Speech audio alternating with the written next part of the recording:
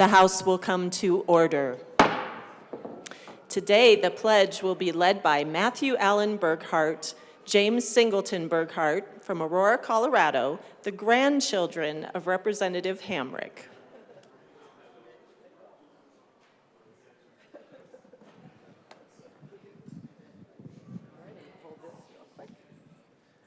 Please join me in the pledge. I pledge allegiance to the flag of the United States of America and to the republic for which it stands, one nation, under God, indivisible, with liberty and justice for all. Mr. Schiebel, please call the roll.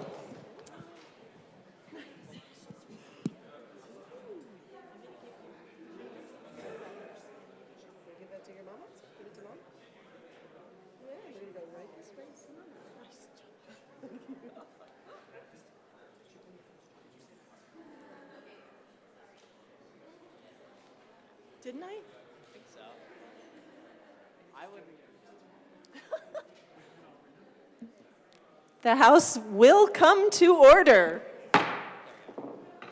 Mr. Schiebel, please call the roll. Before the pledge. Representatives Amabile. Rep. Amabile. Excused. Armagost. Bacon.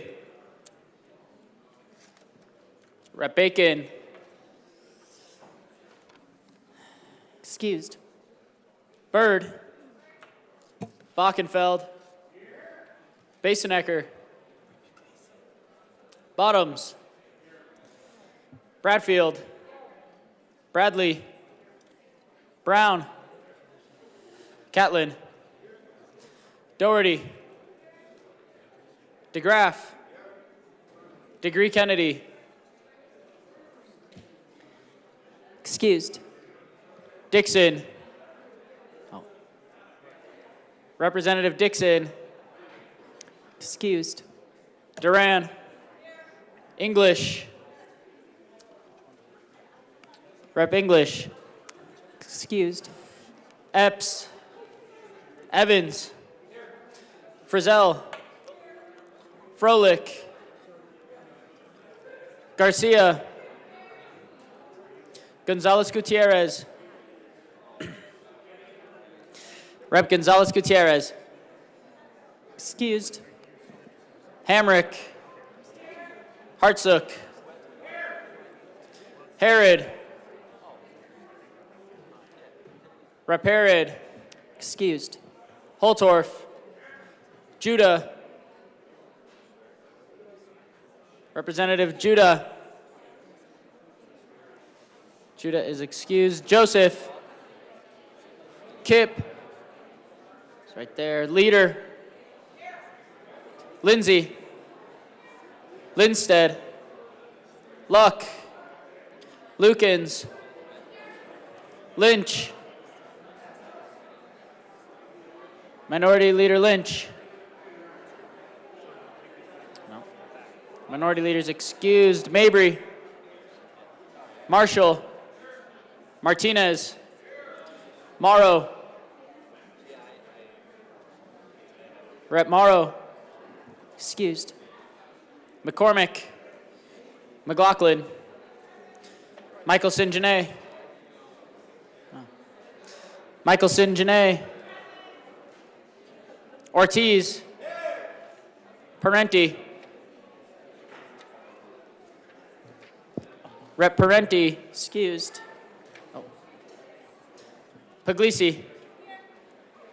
Representative Ricks is excused. Sharbini. Sirota. Snyder. Soper. Rep. Soper. Story. Representative Story. She is here. Okay. Taggart. Titone. Valdez A. Velasco. Rep. Velasco. Excused. Vigil. Weinberg. Weissman. Wilford. Wilson. Winter. Woodrow. Young. And Madam Speaker. Here.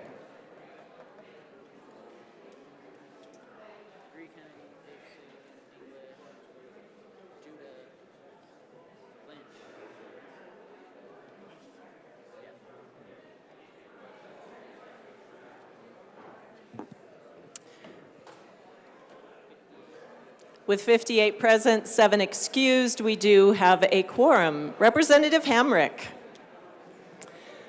Thank you, Madam Speaker. It is a pleasure to serve with you. And a pleasure to serve with you. So today I brought live props.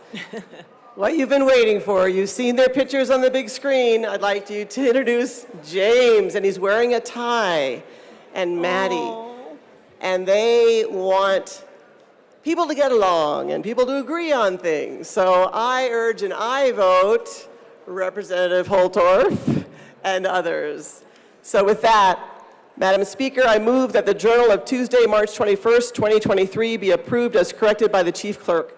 Members, you have heard the motion that the journal be approved as corrected by the Chief Clerk. All those in favor say aye. Aye. All those opposed, no. The ayes really do have it. The motion is adopted. Members, we are on announcements and introductions, and I am going to ask for your attention, please. Members, I want to call your attention to House Rule 23H and our specific guidance around introductions when we have guests. There is nothing that pleases me more than having constituents and visitors here in the People's House. That is a wonderful and good thing.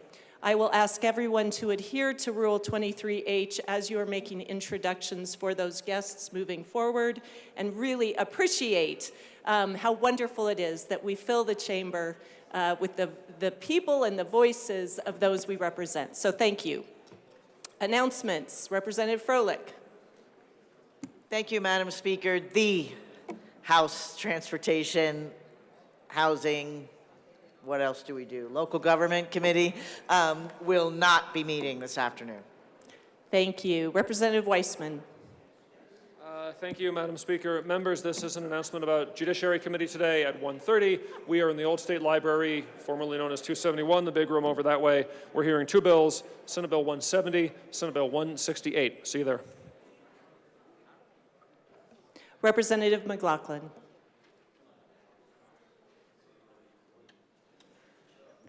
I like to lower this just to make everybody who's taller than me angry that they have to come and raise it up later in the day. So, Education Committee, another fun couple of days lie ahead of us. Today we have House Bill 1246 and House Bill 1213. And then tomorrow we have 4 bills, 1208, 1188, 1212, and 1177. We are almost through with all of the House bills before we start getting all the Senate bills. It's such an exciting day. Thank you. Thank you. Representative Amabile. I thought I'd jump in while the podium is kind of low. So we have business today upon adjournment, and we'll meet down there in 10 minutes after adjournment, unless we go long, and then we'll meet back in 3 minutes after adjournment. And we're going to be hearing Senate Bill 146. Thanks. Thank you. Representative Kipp. Thank you, Madam Speaker. And Energy Environment Committee members, listen up. 10 minutes after adjournment, we will have no committee today. So, but tomorrow, be prepared. Thank you, Representative Kipp.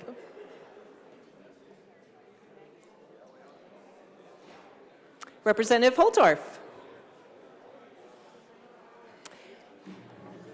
Thank you, Madam Chair. I'm going to ask all the folks here that are tied to agriculture to come forward, please. I know that I'm looking for the House Ag Chairwoman. I know she's here. Okay, yeah, here we go.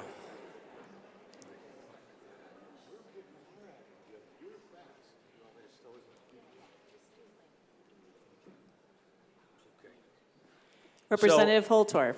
Thank you, Madam Speaker. I've been informed that we are going to do this announcement with the tribute. So I might be getting the horse a little ahead of the wagon hitch. So I've been informed by leadership that if we're going to stand fast, we're all standing up here and we're going to come back for the tribute. There's a little bit of miscommunication this morning, and by God, we're going to get it figured out. Thank you, Madam Speaker. Thank you, Rep. Holtorf. Representative Michelson-Jeannet. Thank you, Madam Speaker. Public and Behavioral Health and Human Services Committee, we will be meeting this afternoon at 1:30, and we will be hearing House Bill 1203 and Senate Bill 83. See you there. Thank you. Additional announcements, introductions. Representative Ortiz, I believe you have a tribute this morning.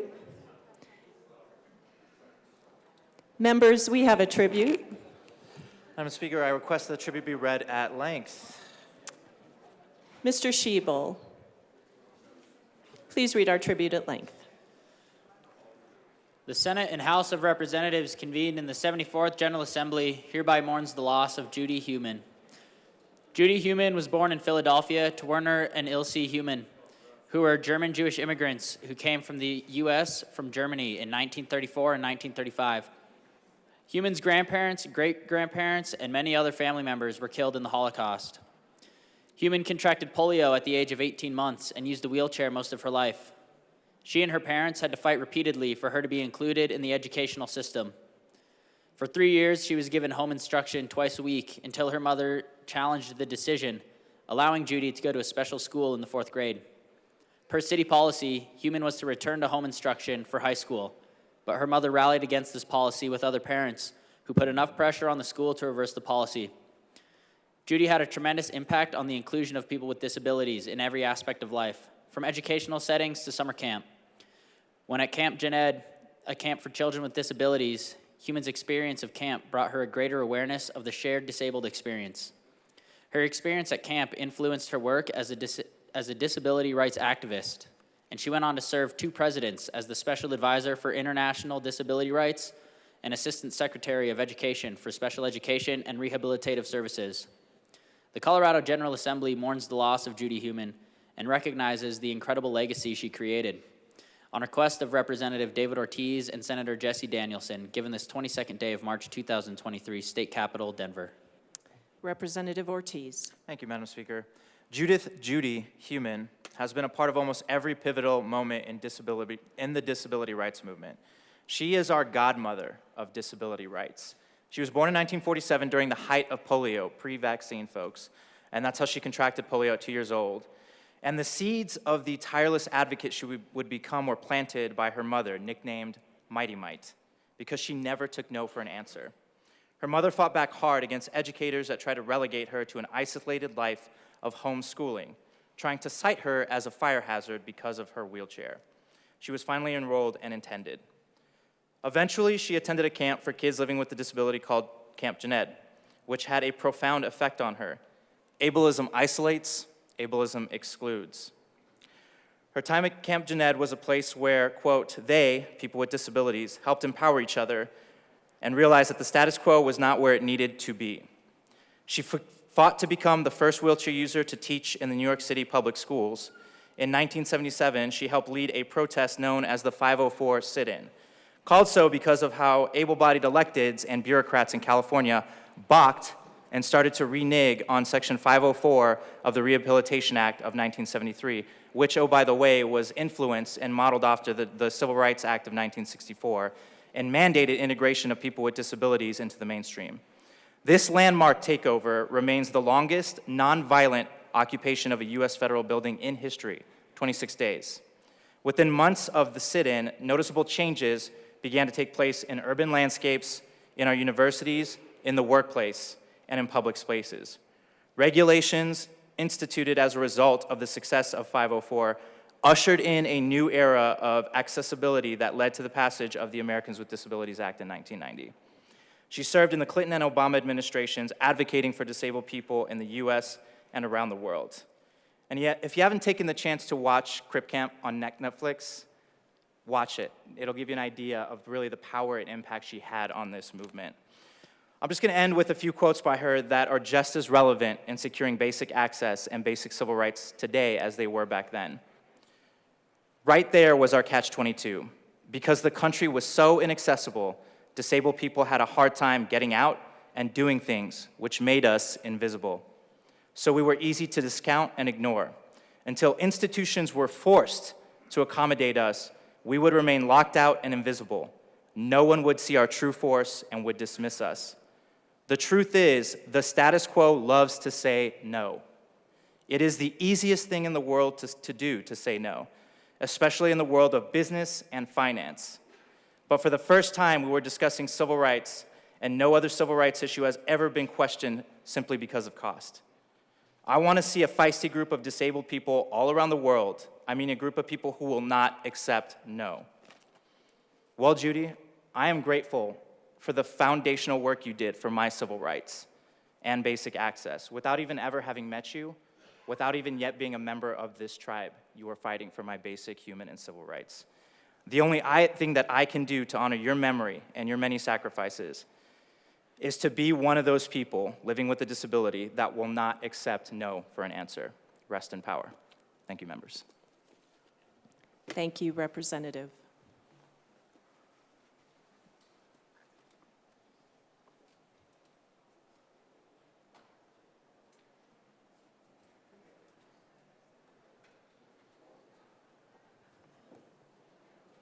Members, we have another tribute. Representative McCormick. Thank you, Madam Speaker. Yes, we have a tribute to celebrate Colorado Agriculture Day, and I would ask that it be read at length, please. Mr. Schiebel, please read our tribute. The House of Representatives convened in the 74th General Assembly hereby recognizes Colorado Agriculture Day. Americans enjoy the safest, most abundant, and most affordable food supply in the world, thanks largely to the efficiency and productivity of America's farms and ranch families. Leadership is vital to the viability of the agriculture industry, and participants in programs like Future Farmers of America, 4-H, and the Colorado Agriculture Leadership Programs help develop those leadership skills necessary to promote agriculture and educate all Coloradans on the importance of agriculture to the world. Exports of Colorado food and agriculture products have more than tripled in the past 20 years. Colorado's farmers and ranchers are innovative entrepreneurs and business leaders who remain resilient in their dedication to the continued prosperity of the state's agriculture.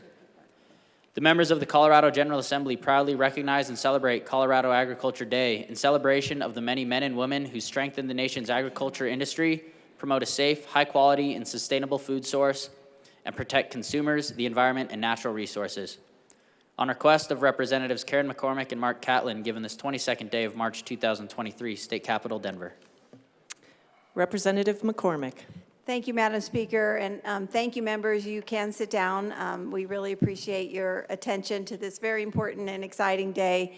As we have been talking all week, today is Colorado Agriculture Day, where we celebrate and recognize the critical importance of agriculture in our state. I want to carve out just a small section of what is so important to the economy of agriculture in our state. Because of my background, I want to give a huge shout out to those that work in animal agriculture, and for the farmers and ranchers that take care of their animals, for all the hardworking large animal veterinarians that are out there extending themselves to the best of their ability across just multiple counties, to the people that are helping those teams continue to keep animal health and welfare in the foremost of their minds every day when they take care of these animals. And so with that, remember, as we are so proud to produce food for all of us, not only in our state, but across the nation and across the world, to understand that there are just multiple parts of this incredible agricultural economy. And as a veterinarian myself, I just wanted to give a shout out, especially to our state veterinarian, who has handled an incredible hard year with high pathogenic avian influenza that has done an incredible hit to the economy as far as our chickens and egg production. So kudos to the department and all the work that they have done to try to keep the resiliency of that part of the industry going. Representative Catlin. Thank you, Madam Speaker. It's an honor to serve with you. And an honor to serve with you. Today's an important day. You can kind of tell by the people that are standing down here in the well and by some of the guests that we've got here with us today. Agriculture is the basis, is the foundation of this state. There are over 34,000 farms and ranches in Colorado that cover about 31.7 million acres, nearly half the state's total area. There are 170,000 jobs in Colorado related to agricultural business, contributing more than $40 billion annually to our economy. You know, I could go on and on, but there's guys up here that'll probably do that for us.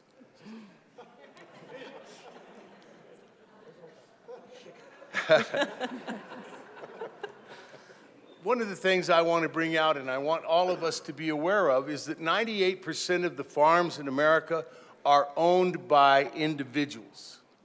They're not corporate farms. They may be family corporate, in other words, so that you can pass that farm on to your generations behind you.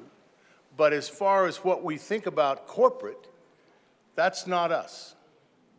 We're family corporations. We're families that do this together. It's a family business. Today, a farmer in America feeds 165 people. Think about that. 2% of the population are farmers, and they're feeding 165 people each. That's an incredible number. It's way much higher than it was in the 60s when they started keeping track of it. Today, we spend 10% of our income for food, which is less than any other modern nation in the world.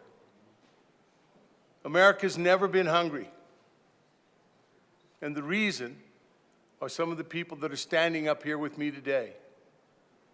They've taken that job beyond a job and have made it into a lifetime. They inherited a lifetime, a lot of us, from our parents and their parents. But the responsibility of that was not taken lightly. Agriculture continues to advance. The entrepreneurial spirit of ag, you would be impressed if you could sit down and talk to a farmer or a rancher about what his plans and their plans are for the future.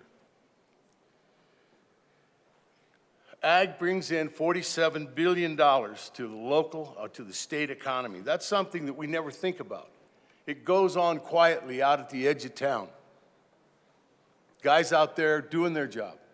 Guys, gals, kids, everybody pitching in, doing their job, not making a lot of noise about it. But if they weren't doing it, you and I would be making a lot of noise about it. Because we'd be looking for food, we'd be wondering why the shelves are empty. Leadership in this industry is vital to this industry. And what that means is our youth.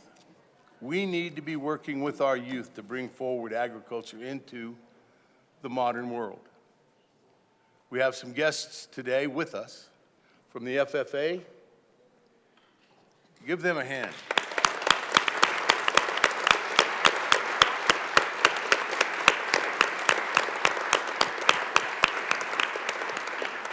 Thank you for being here. FFA, 4-H, and our Colorado Ag leadership programs are working hard at creating the leadership we'll need in the future. Today's a big day. Thank you very much. I appreciate everything that you folks have heard, and I want you to know that we're here to answer any questions you might have, too. Thank you. Thank you, Representative Catlin. Representative McCormick. Thank you, Madam Speaker. I did also want to recognize some very important leaders in agriculture in our state, and I will ask them to stand, and they're over here on the my left, and I will read their names and who they represent. and I'll get through the whole list, and then we want to give them a warm welcome. So we have Mr. Ron Hahn, the president of the Colorado Corn Promotion Council. We have Carlisle Courier, president of the Colorado Farm Bureau. James Henderson, vice president of the Colorado Farm Bureau. Dale McCall, vice president of the Rocky Mountain Farmers Union. Barb Marty, board member of the Rocky Mountain Farmers Union. Gary Wardle, president of Colorado State Grange. Kenny Rogers, president of Colorado Livestock Association. Sheldon Rocky, executive committee chair of Colorado Potato Administrative Committee. Bob Mateve, executive committee member of Colorado Potato Administrative Committee. And we're so glad to have you here today and want to thank you for all of your hard work. And thank you for joining us here on the floor.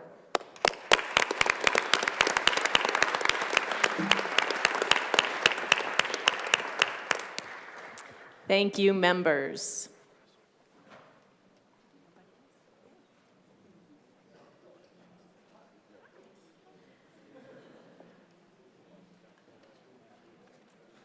Madam Majority Leader. Thank you, Madam Speaker. I move that the following bills be made special orders at 9:30 a.m. Senate Bill 110, House Bill 1181, House Bill 1204, Senate Bill 52, and House Bill 1206. Seeing no objection, the bills listed by the Majority Leader will be made special orders at 9:30 a.m. Representative Ortiz. Madam Speaker, I move the House Subcommittee to the Committee of the Whole for consideration of general orders. Special orders. Members, you have heard the motion. Seeing no objection, the House will now resolve itself into the Committee of the Whole for consideration of special orders. Representative Ortiz will take the chair.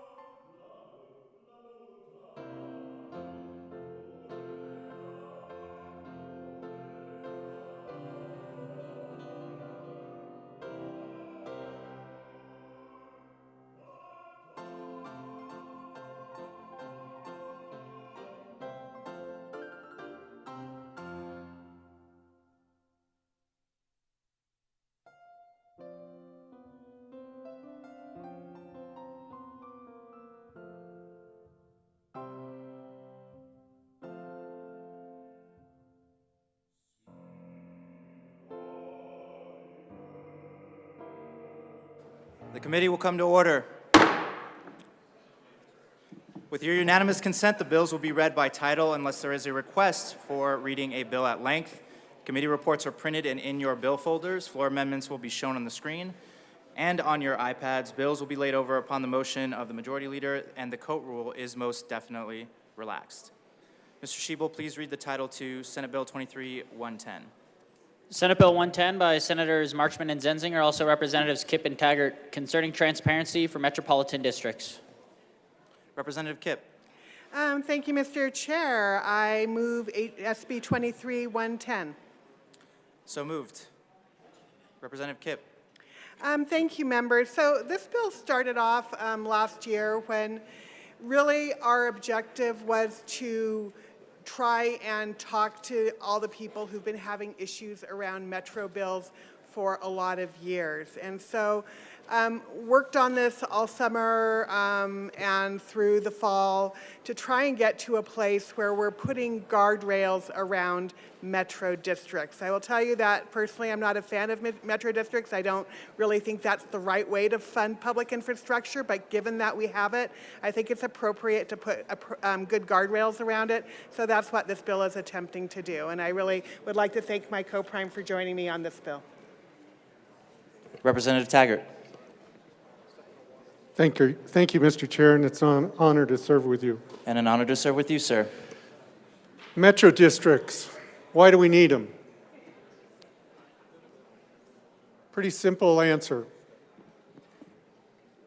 We, as folks that, somebody coming from a city council and a mayor position, we cannot afford to build the infrastructure that is necessary for these developers. Some of it has to do with Tabor. A great deal of it has to do with our citizens, that our citizens don't want to pay their hard-earned tax monies for growth of a development. So metro districts have emerged because of that. And in today's world, the infrastructure for a metro district is very, very, very expensive. And so thus, our developers find themselves in a situation that not only are they going to develop a piece of property, but they have to spend a considerable amount of their money in terms of creating the infrastructure that is going to last for years and years. This bill really focuses on transparency as it relates to that developer. It also brings forward a municipal advisor concept, which is an individual that is regulated by our Securities and Exchange Commission. These are very, very real people that in fact work very closely with local government to come up with a service plan that is good for the Metro District and good for those future taxpayers that are going to be members of that particular Metro District. And I hope you will support us on this. Representative Weissman.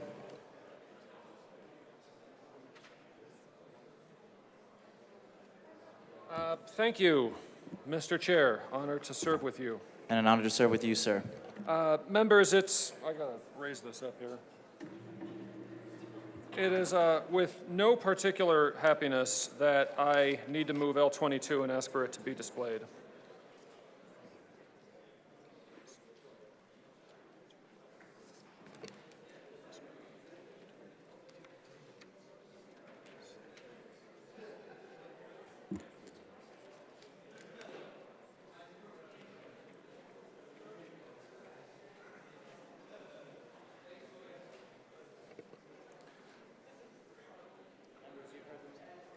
Members, you've heard the motion of L22 to Senate Bill 110.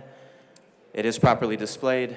Representative Weissman. Thank you. Okay, now that we have it up on the screen. So members, 110 is a collection of a couple of different proposals concerning how we oversee metropolitan districts in our state. I want to be clear for the record, I have no issue with most of the bill. A lot of the sections I think are fine, and if those sections were standing alone, I would vote for them today. What I do take issue with... Representative Weissman, one moment. Members, please, the noise is getting loud in here. Please take your conversations to the side or off the floor. Thank you. Thank you. What I do take issue with, and what it is the purpose of L22 here to strike out from the bill, is Section 4. And it shouldn't really be a surprise to anyone. I'll say a little bit about that, and I'll go to the substance of it. A couple weeks ago, I was the sponsor of, and we discussed down here, and ultimately we passed a different bill that took a different approach toward this very same subject matter. I'll try to not verge too much into that, but what that bill, 1090, said on this subject is that individuals with a disclosable conflict of interest should not be involved in purchasing debt that they were involved in the issuance of. Section 4 that is set forth before us proposes a different approach and is directly in conflict with that other proposal that I have been advocating for. What Section 4 says is you can go ahead as a developer-affiliated board director with a disclosable conflict of interest. You can go ahead and purchase that debt subject to some conditions. The municipal advisor that we heard of, or if the debt is not more than a particular index, and I take no issue with the index, plus 4%. I don't believe that those are sufficient protections. Understand that metro districts are, in their current configuration in the state, necessary. I'm not going to quibble with that. The reason I don't think those protections are sufficient is because, respectfully, I've seen some of these municipal advisor letters.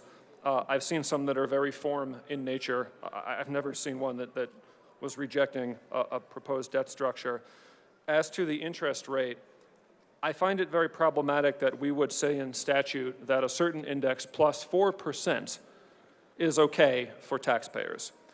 Sometimes it might be.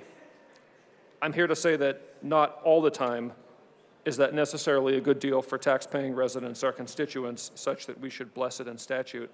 I also need to point out that when you really look hard at some of the debt instruments that happen in the Metro District context, the interest rate is one problem, but there are other problems. How is the debt structured? Do you have non-amortizing periods of time in the front end of the debt schedule? Do you have balloon payments? Do you have prepayment penalties?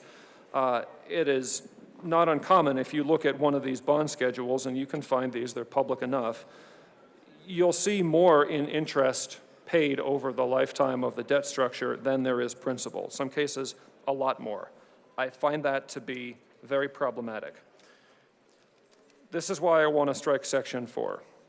Here's what we're not disputing. There are still going to be able to be metro districts, as many as get approved by an authorizing local government, that's the city or county. There are still going to be developer-connected boards with a conflict of interest under the law, because there can't be any others, because there aren't any home-owning residents at this point, because we're early, we're building a dirt district. There's still going to be the ability to authorize unlimited amounts of debt. I'm aware of one district with $200 billion, billion with a B, $200 billion of authorized debt. That's still going to be able to happen. It is still going to be permissible to have what are sometimes called subordinate debt structures with a higher interest rate. That's going to be okay. And it's going to be okay for any of this debt to be sold to any disinterested arm's length party. None of that is going to be impacted by removal of Section 4. Rather, in sum, what I think that we do is we say that we don't want to bless certain practices in statute, and we're just going to try to stand up a little bit more clearly for tax-paying residents in our state at a time when, as we know, costs are high, cost of housing is high, inflation's been challenging for the last couple of years.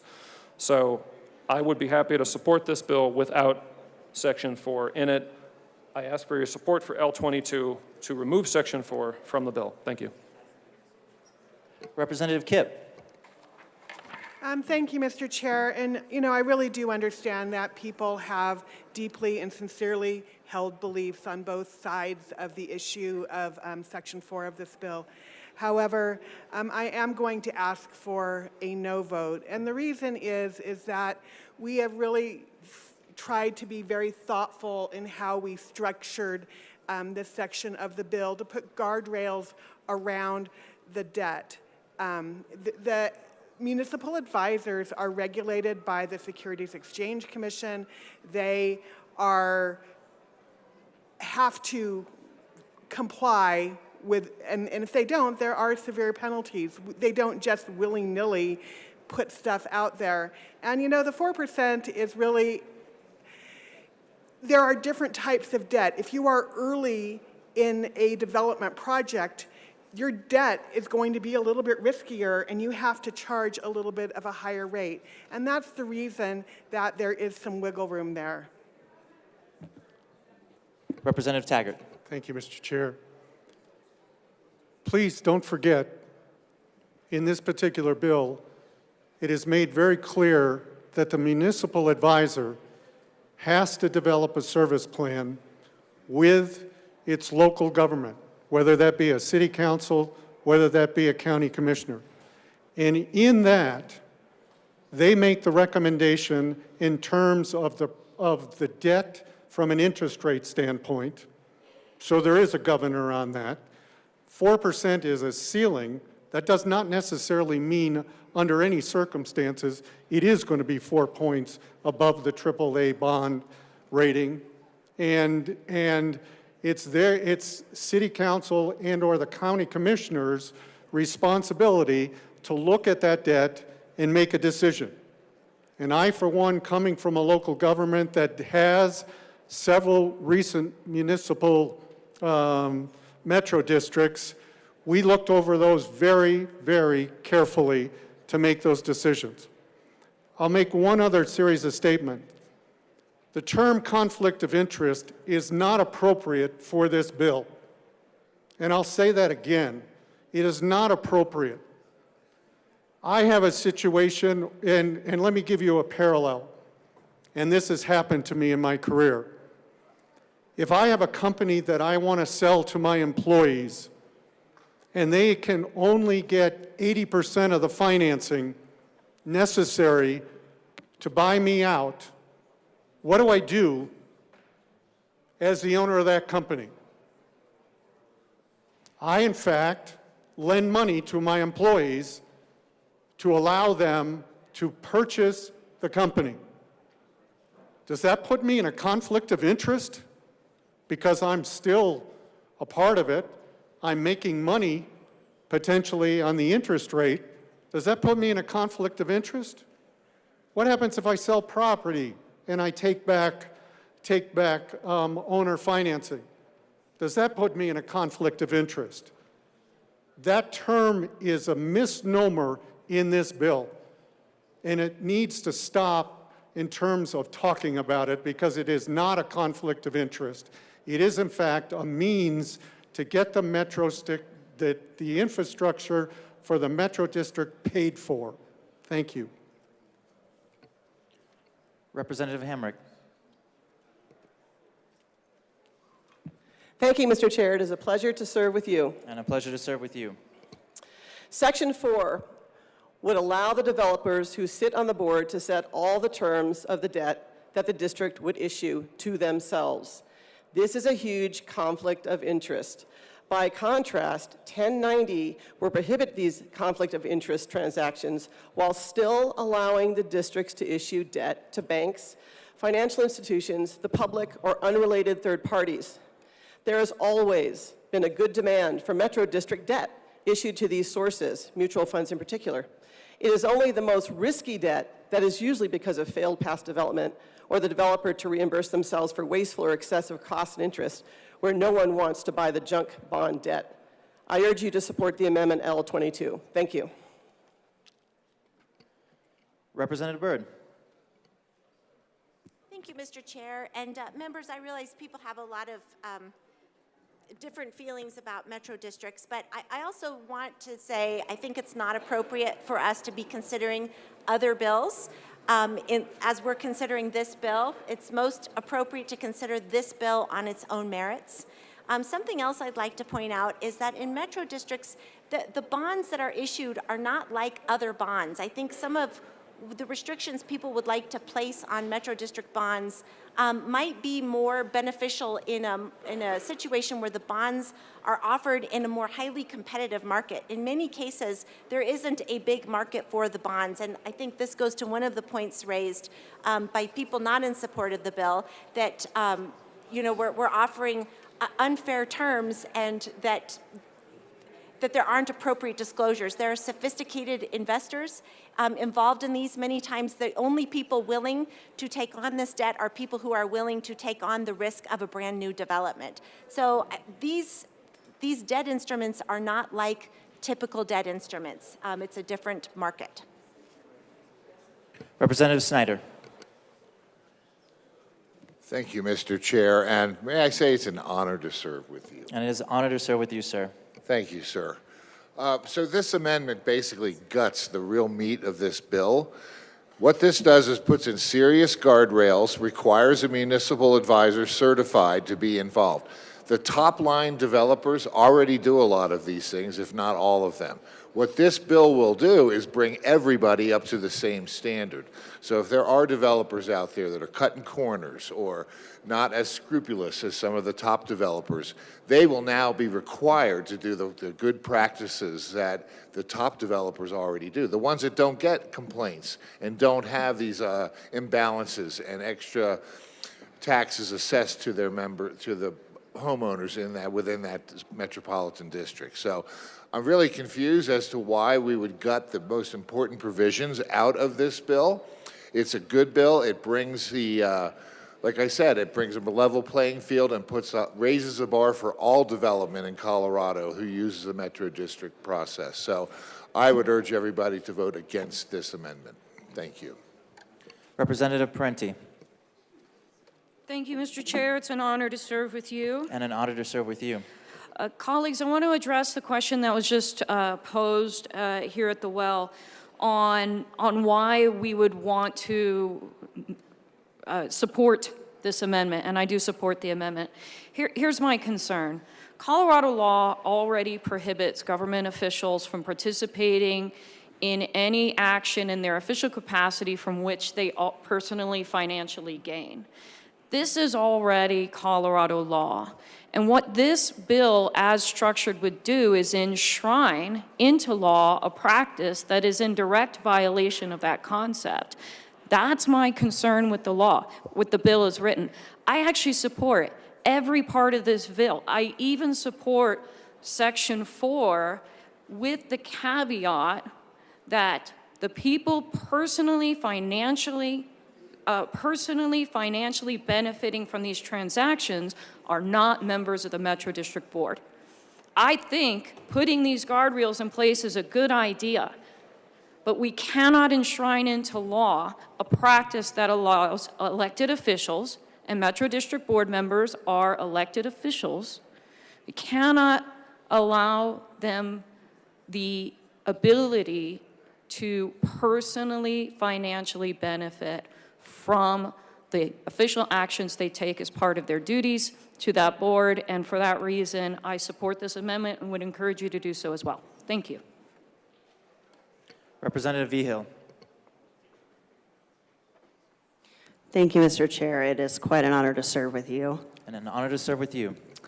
Colleagues, I also rise in support of this amendment, and I just want to build on a couple of the things that the others who came before me had to say. And I do want to say I think reasonable people can disagree on how to proceed here, and I respect that we have different ways of approaching this issue. I have a major concern with us advancing kind of two different ways of dealing with the excessive debts that people end up paying when they are residents and homeowners in metro districts. One, which is to remove this provision by which an investor can issue the debt to themselves and profit off of it, and then also one that enshrines that into law with certain guardrails. I've heard from the bill sponsors and others that, a lot of our citizens don't want to pay the taxes for these things that need to get paid somehow or another. And so this is a way to do that. But, respectfully, it still is a tax. It's still a tax to pay what you have to pay back to the investors of the Metro District. I understand they are taking on a risk, but then we just pay for that risk. If it costs public money to put in public infrastructure, then it costs public money to put in public infrastructure. And I see us doing far better work in this legislature if we are advancing ways to prevent the private for-profit investor class from extracting even more funds out of us in order to do so, than in codifying it into law. I am a little bit concerned too about something I just heard here, that striking this section would gut the substance of the bill. And I just want to invite everyone to consider, if striking section 4 destroys the substance of the bill, what does that say about the rest of the bill? Because the rest of it I think is good and we agree on it, but if the substance of the bill is gone when section 4 is gone, then I'm concerned about what that says about the rest of the bill. And so I would urge an aye vote on this amendment. Thank you. Representative Wilson. Thank you, Mr. Chair. I rise in opposition of this amendment. Section 4 of the current bill does what it needs to do. There's a lot of talk of conflict of interest, which there is never a conflict of interest when somebody invests in a product they believe in. That is not a conflict of interest. In fact, we do it every day in here. We invest money in things we believe in. I've heard the talk of you shouldn't be able to invest public funds. These aren't public funds. These are private investors investing in their project.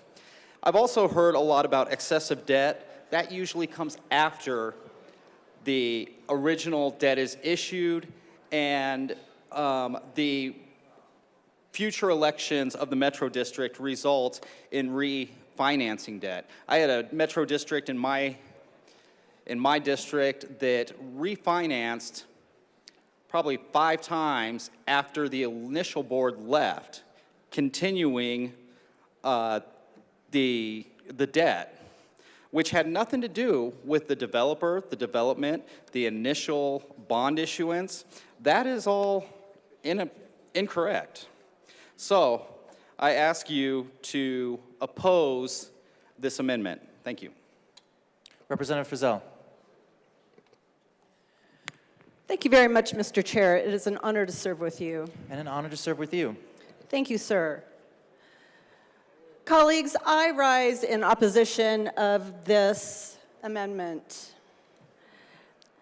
This bill is, it's a really good bill. And I would agree with my esteemed colleague from Manitou Springs that taking section 4 out, or not taking the whole of section 4 out, but taking those lines out stipulated in this amendment, well, it doesn't completely gut the bill. It really reduces its effectiveness. These lines in section 4 are really important. They provide guardrails, important guardrails that we have talked about in this chamber earlier. I would agree with my colleague from Monument. This is not a conflict of interest situation. And specifically, one of the things that I love most about this bill is the introduction of the concept of a registered municipal advisor and really requiring that participation. That's a big deal when we're talking about the transparency of metropolitan districts. I've spoken in the past. Metropolitan districts, they are important to growth. I think it's disingenuous to say that we can experience increased affordability of housing, increased housing stock without metropolitan districts. It's important. It's an important finance tool. It has become the norm. We have at times sought to legislate bad behavior. This particular bill, I think, sets a new standard. Not all metropolitan districts are bad. Not all metropolitan district boards are bad actors.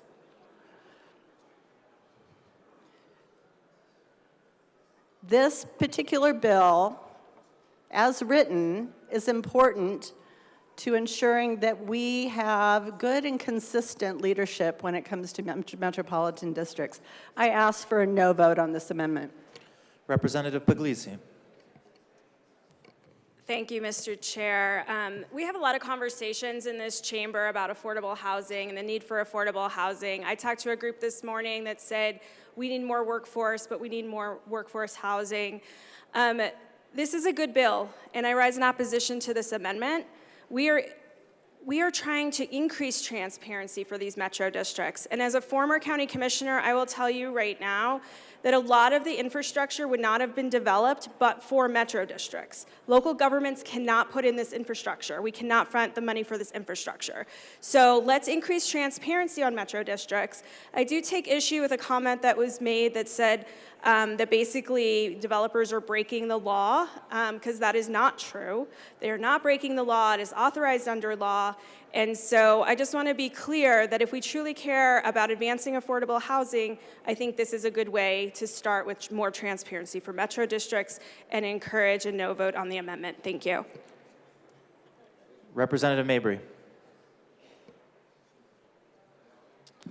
Thank you, Mr. Chair. It's an honor to serve with you. And an honor to serve with you.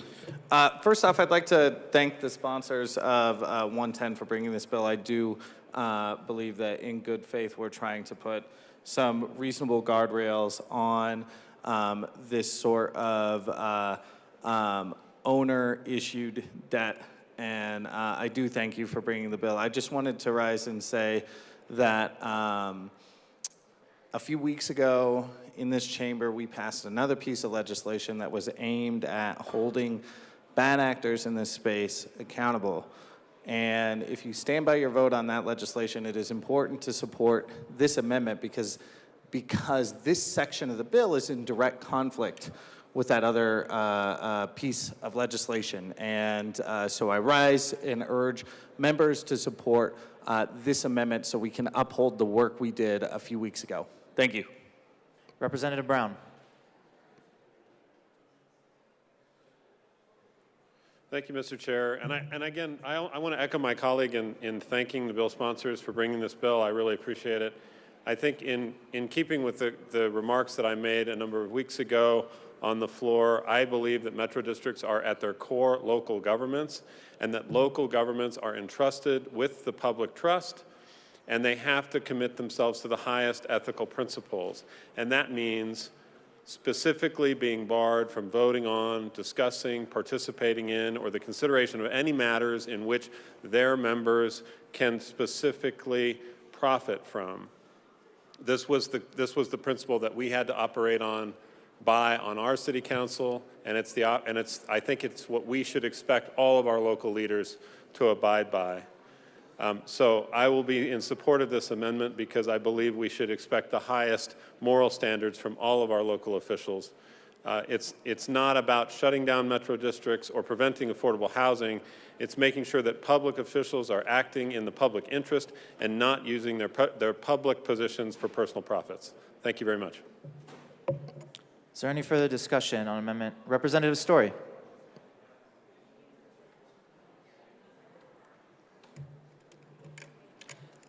Thank you, Mr. Chair. It's an honor to serve with you. And an honor to serve with you. Thank you. Good morning, colleagues. I am here in support of this amendment L22. Transparency and accountability are pillars of our democracy and provide the ability to effectively represent our communities. Some metro districts in our state work diligently to live up to those ideals and embody the type of moral clarity, honesty, integrity that all governments should strive to embody. Metro districts can provide vital services to our communities, including fire protection, park and recreation, safety protection, sanitation, street improvements, transportation, and water.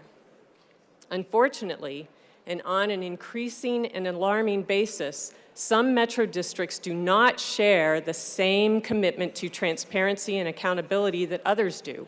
And as a result, taxpayers can easily find themselves in a fiscally precarious situation as a result. Metro districts are taxing authorities created by subdivision developers with the consent of local government, county commissioners, and city councils for the purpose of selling government-like bonds to finance their projects.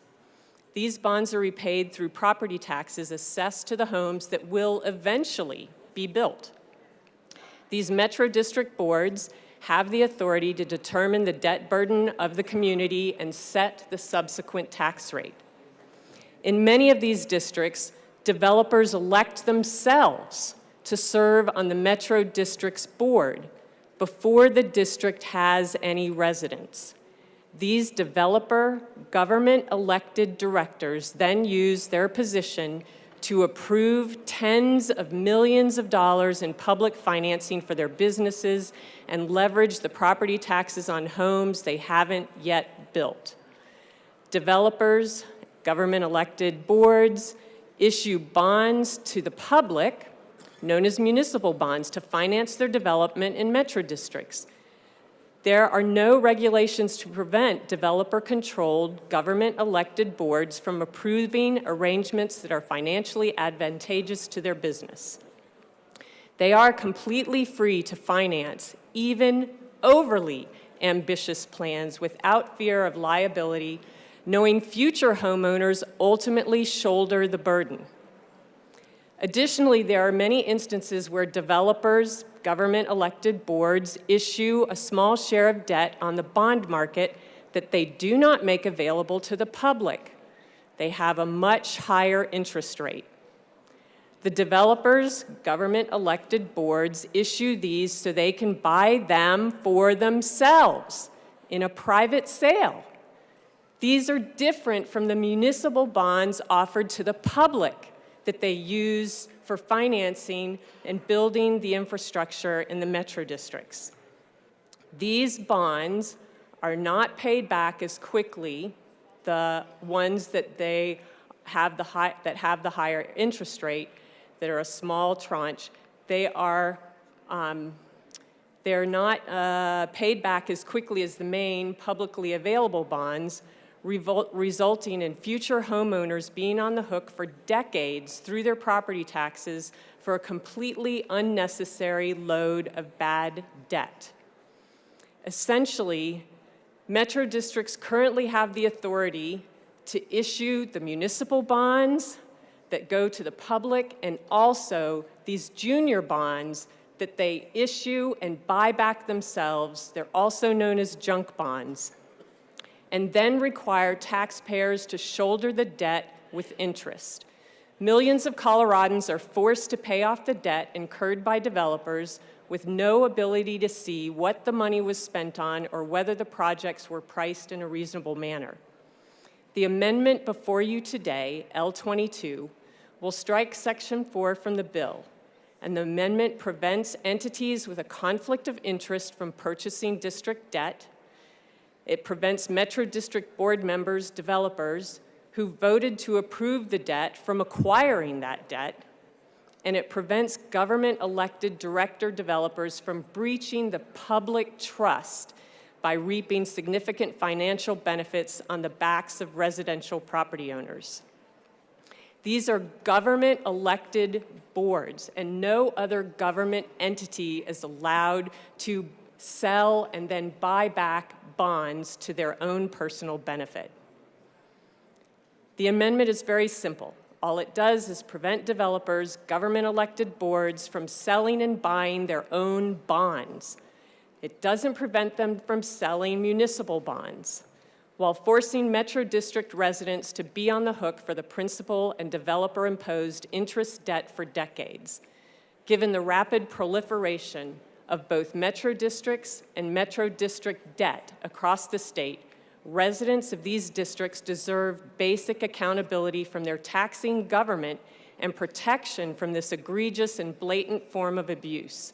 It is incumbent upon us as legislators to ensure that taxpayers are protected and that Metro Districts operate in a manner consistent with the principles of good government. I urge your support on this important common sense amendment that is before you now. Representative Taggart.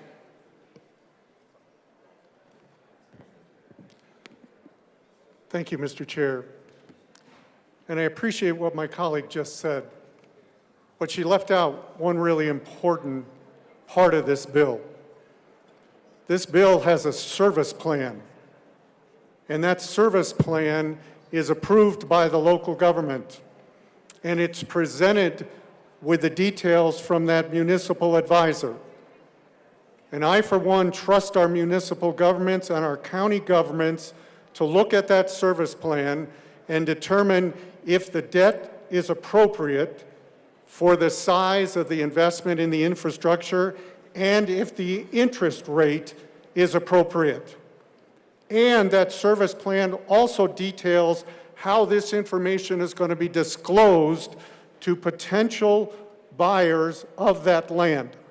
So to continue to discuss about what took place in the past as compared to talking about a bill that incorporates best practices is not right to this bill. The service plan does in fact detail that out, and a municipal government can say yay or nay. I will also tell you, a municipal government or a county government can put their elected officials for a period of time on these boards, and we have done that. I still sit on a board for one of our major metro districts for that particular purpose of a guardrail, to protect the future owners. So let's stop talking about what happened in the past, and let's talk about this has best practices to eliminate any of those situations going forward. Thank you. Representative Snyder. Thank you, Mr. Chair. Let's just step back for a second and use a little common sense. So this amendment would take out two of the most critical provisions of this bill.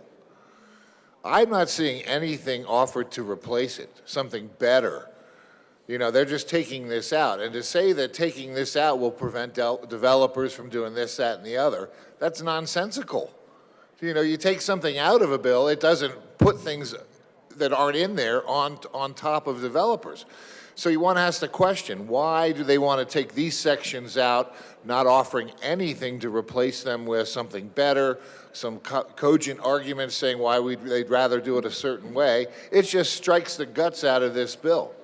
My second point is, in a former life, I was a closing attorney, settlement attorney, did close to 700 settlements, dealt with a lot of homeowners, and they were given full disclosure at the settlement table about this, about their situation, about what's potential, what the tax obligations might be. But I got to tell you, they're new home buyers. They're more concerned with the color that they're going to paint the nursery or their other features of the house. You know, they were given all this information. I created a form just for them to sign off saying, yes, I received all of this information. But, you know, I think we can do better in that space, and I think there's efforts underway to require more disclosure and more transparency and common language so people have a better understanding. But my essential question is, if they're going to take these sections out, what are they going to replace them with? It does not do the things that one of the previous speakers said by just removing these sections from this bill. So again, I urge you to vote no on this amendment. Representative Weissman. Thank you, Mr. Chair. Members, when we're down here, we're talking about the question. Right now, the question is L22, and the underlying question is this bill. I take seriously the black letter law and the customs that have grown up around what is proper debate down here. We do, however, find ourselves in a pretty unusual posture now, where we're talking about policy that, if it is signed into law, and if other policy that this House has already approved of were also signed into law, would be in direct conflict. And thus, I feel it is necessary to say, in response to the earnest comments of my good colleague from Manitou Springs, that the answer, what else, we already grappled with that question. That is over in the other chamber right now. The reason for this amendment is to give continued effect to that other policy that this House already approved of. We are in a very unusual posture here, where the two bills that are independently in the system happen to collide. That is the answer. The answer is in other policy that is moving through the system. I just thought it was important to point that out. I renew my request for a yes vote on the amendment. Representative Froelich. Thank you, Mr. Chair. It is wonderful to see you there. Thank you. Look, I like the bill. I think it enshrines some best practices. I am in favor of this amendment because it takes out the part that we feel inadequately deals with this fundamental conflict. And we are not saying no to metro districts. I've served on city council. I understand the importance of that mechanism for building infrastructure. But we are speaking up for the residents of those metro districts. They are the taxpayers. That is who services this debt. They benefit from the infrastructure, to be sure, but on their tax bill, they are paying back the funding mechanisms for that metro district. We did not hear from a single resident in favor of this bill in committee. And in fact, we heard from a lot of folks on all the other aspects of the bill and how wonderful that they were and how important it was to pass the bill because of those other aspects. The folks in favor of the bill did not really talk that much about Section 4.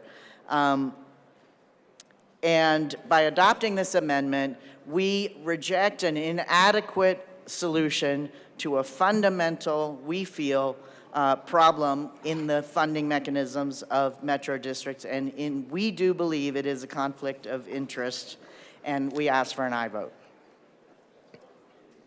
Representative Kipp. Thank you, Mr. Chair. And again, I understand many people have a lot of deeply held beliefs about this policy, and I do appreciate everybody's chiming in on this conversation today and taking such a deep interest in this policy. I would like to say that one of the unfortunate things is that there were some bad actors in this space in the past, and some bad stuff did happen. But we don't pass laws that are retroactive. We pass laws that look to the future. So we cannot fix the wrongs of the past. And so we are looking with the guardrails that this bill puts on to move this conversation into the future and make it so that this is okay to do, that the metro districts work better in the future. I would like to say I think there is a lot of misinformation out there about this bill, and I think that we have heard some of that in people referring things to like mutual funds and to junk bonds. Those are totally different financial things, right? Those are not what we are talking about.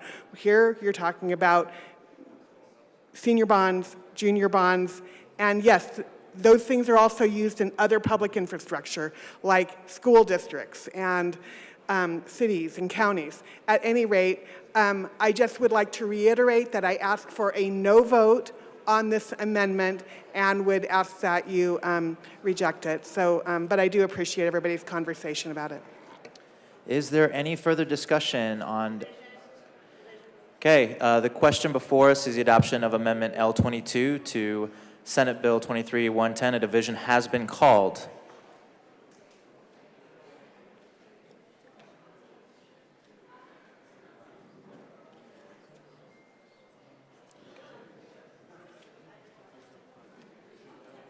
Andy, where's Andy at?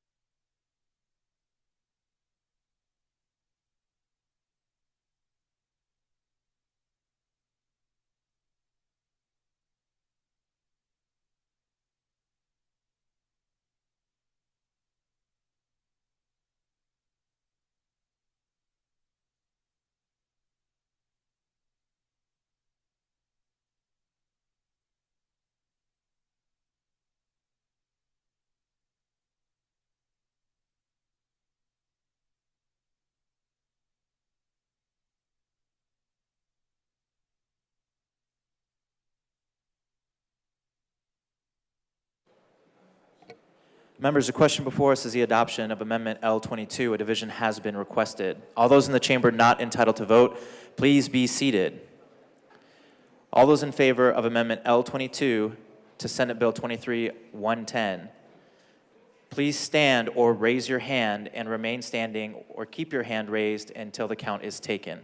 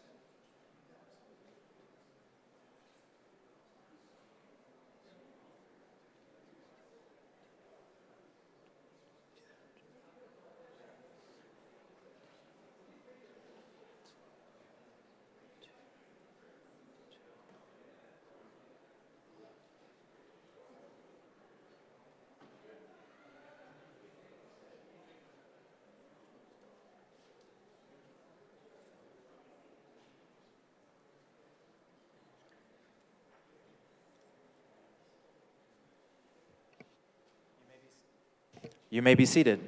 All those opposed, please stand or raise your hand and remain standing or keep your hand raised until the count is taken.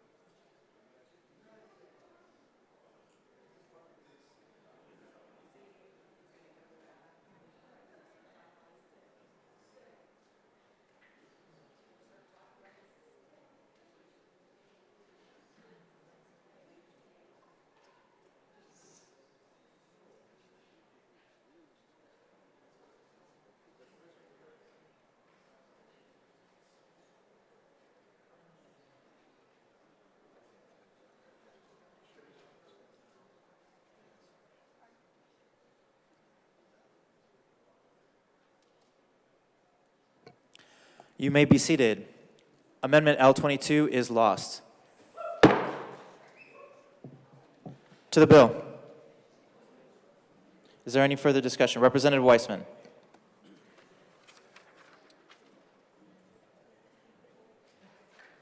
Thank you, Mr. Chair. Well, that was unfortunate, but I move L23 and I ask for it to be displayed. L23 has been moved and we're waiting for it to be properly displayed. It is displayed. Representative Weissman to the amendment. Thank you, Mr. Chair.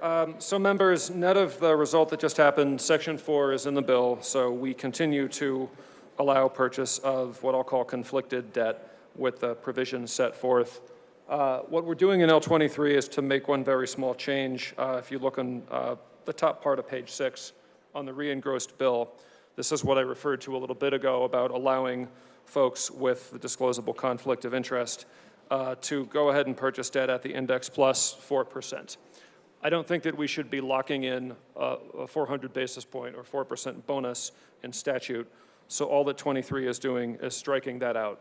So there can continue to be purchase of the conflicted debt just at the index. And that index is a product by Thomson Reuters, the big financial information services people. They compute it how they compute it. It kind of stands outside of statute, and it is whatever it is in response to market conditions. You'll see it's called Municipal Market Data AAA General Obligation 30-year constant maturity or successor. That's the particular index. All we're saying here is You can buy debt at that percent, not more, at that percent. To respond to some of the earlier comments, we do have a definition of what is a conflict of interest in statute 2418-109. In some respects, things that have been said by different members on different sides of the last question are both correct. There is such thing as a defined conflict of interest in the law. Then there's another part of the same law that says, notwithstanding that conflict of interest, you can go ahead and vote if necessary for quorum.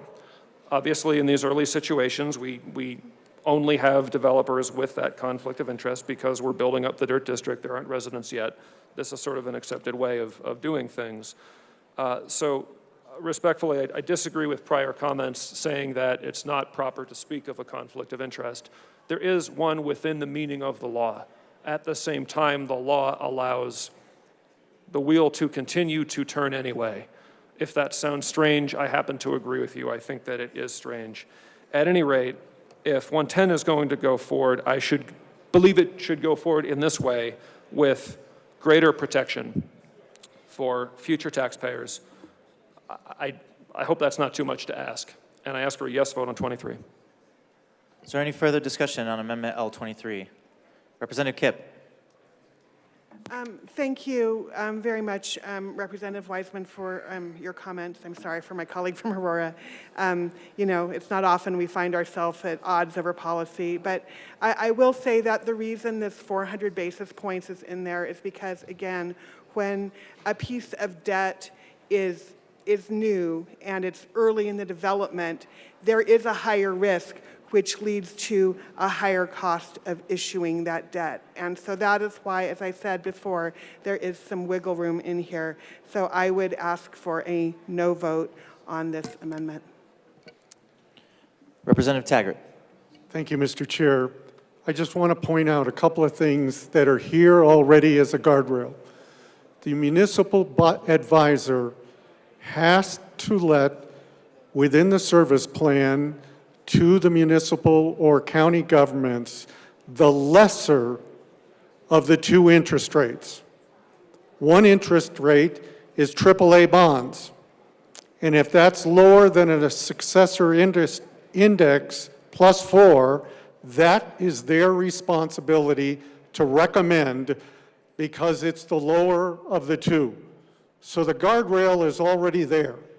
There is absolutely no need for this amendment because the bill is very clear that the advisor has to select the lesser of the two. Thank you.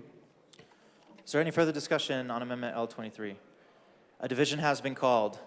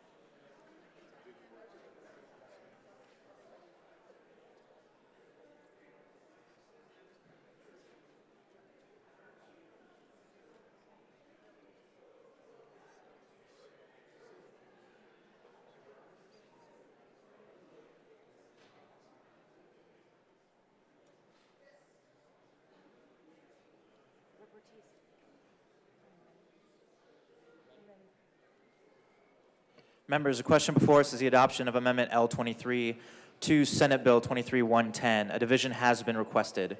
All those in the chamber not entitled to vote, please be seated. All those in favor of Amendment 23, please stand and remain standing or raise your hand and keep it raised until the count is taken.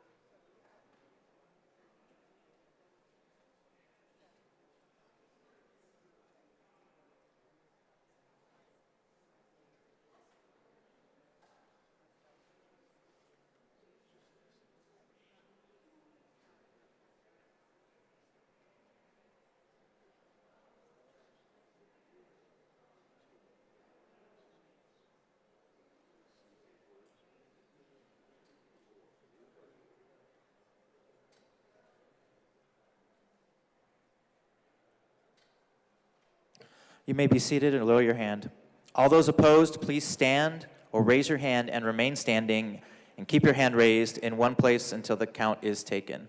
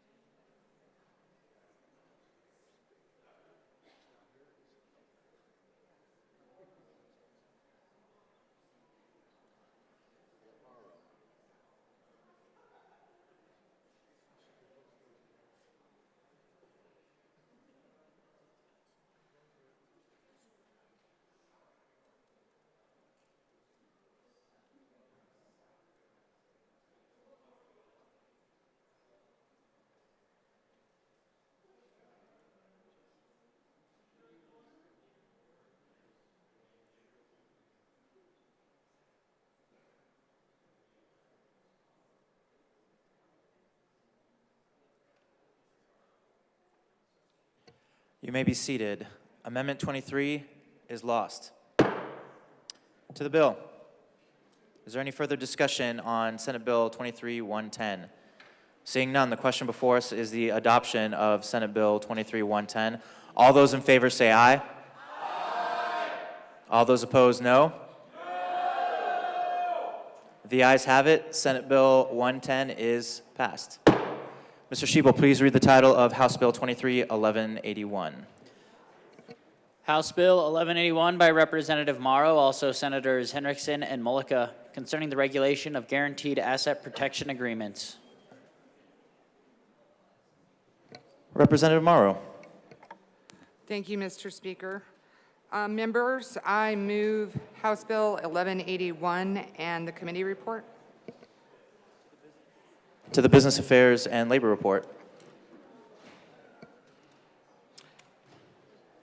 So it passed through committee with, at that time, we had a couple of different issues that we were going to continue to address, which we did. So I want to make sure the committee members know that we continued stakeholding, and I do have a couple of amendments to address those issues. But I move the committee report. All right, the question before us is the adoption of the Business Affairs and Labor Committee report to House Bill 1181. All those in favor say aye. All those opposed, no. The ayes have it. To the bill. So I do have two amendments. You have to move those, Representative Morrow. Huh? I move L003 to the bill. L003 has been moved to 1181, and we're waiting on it to be properly displayed. Yes.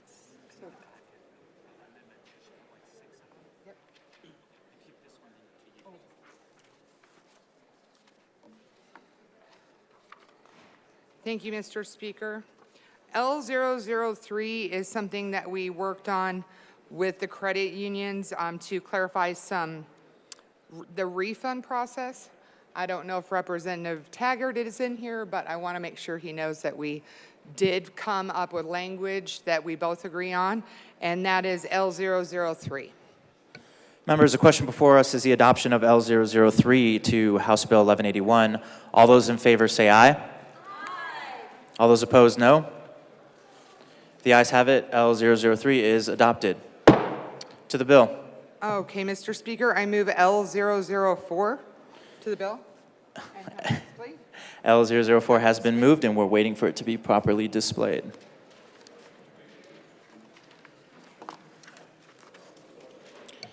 Thank you, Mr. Speaker.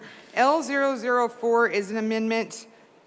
We had a couple of differences with the AG's office, of which on continued stakeholdering, we came together, and these are a couple of things that they wanted. So we reduced a fee from $75 to $50 per their request, and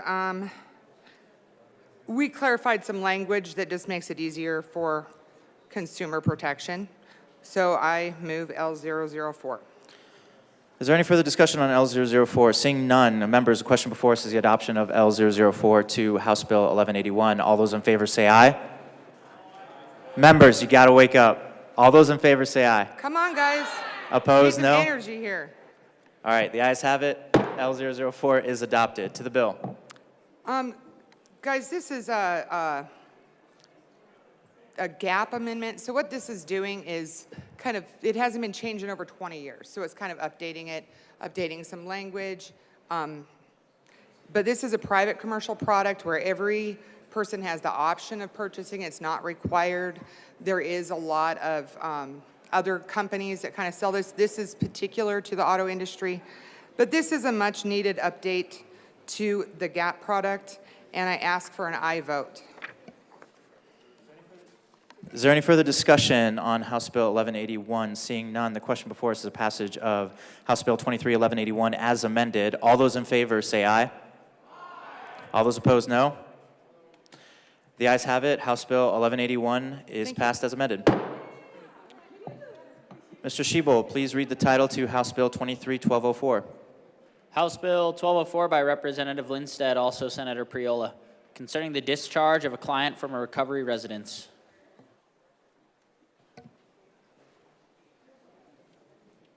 I'm searching for my bill sponsors. Oh.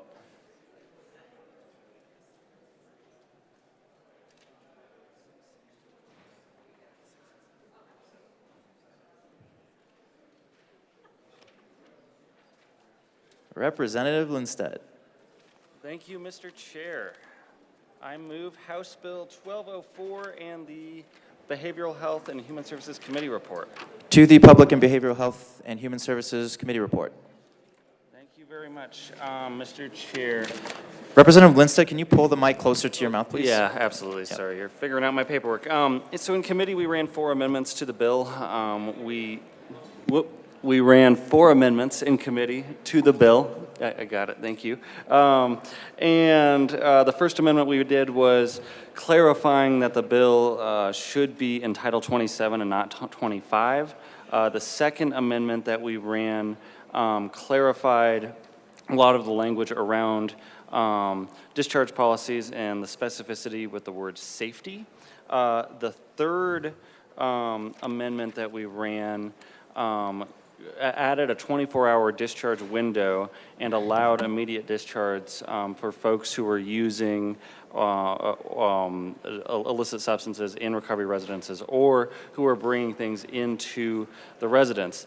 And the fourth amendment that we ran included that a program agreement, a relapse plan, and a posting of a code of conduct were required for certified recovery residences to accept clients. So with that, I do have 2 amendments to the committee report.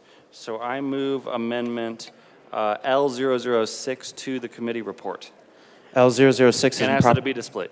L006 has been moved, and we're waiting for it to be, and it is properly displayed. Representative Lindstedt. Thank you very much. So this is a clarification. We ran those 4 amendments, and we had to clean up the language a little bit here.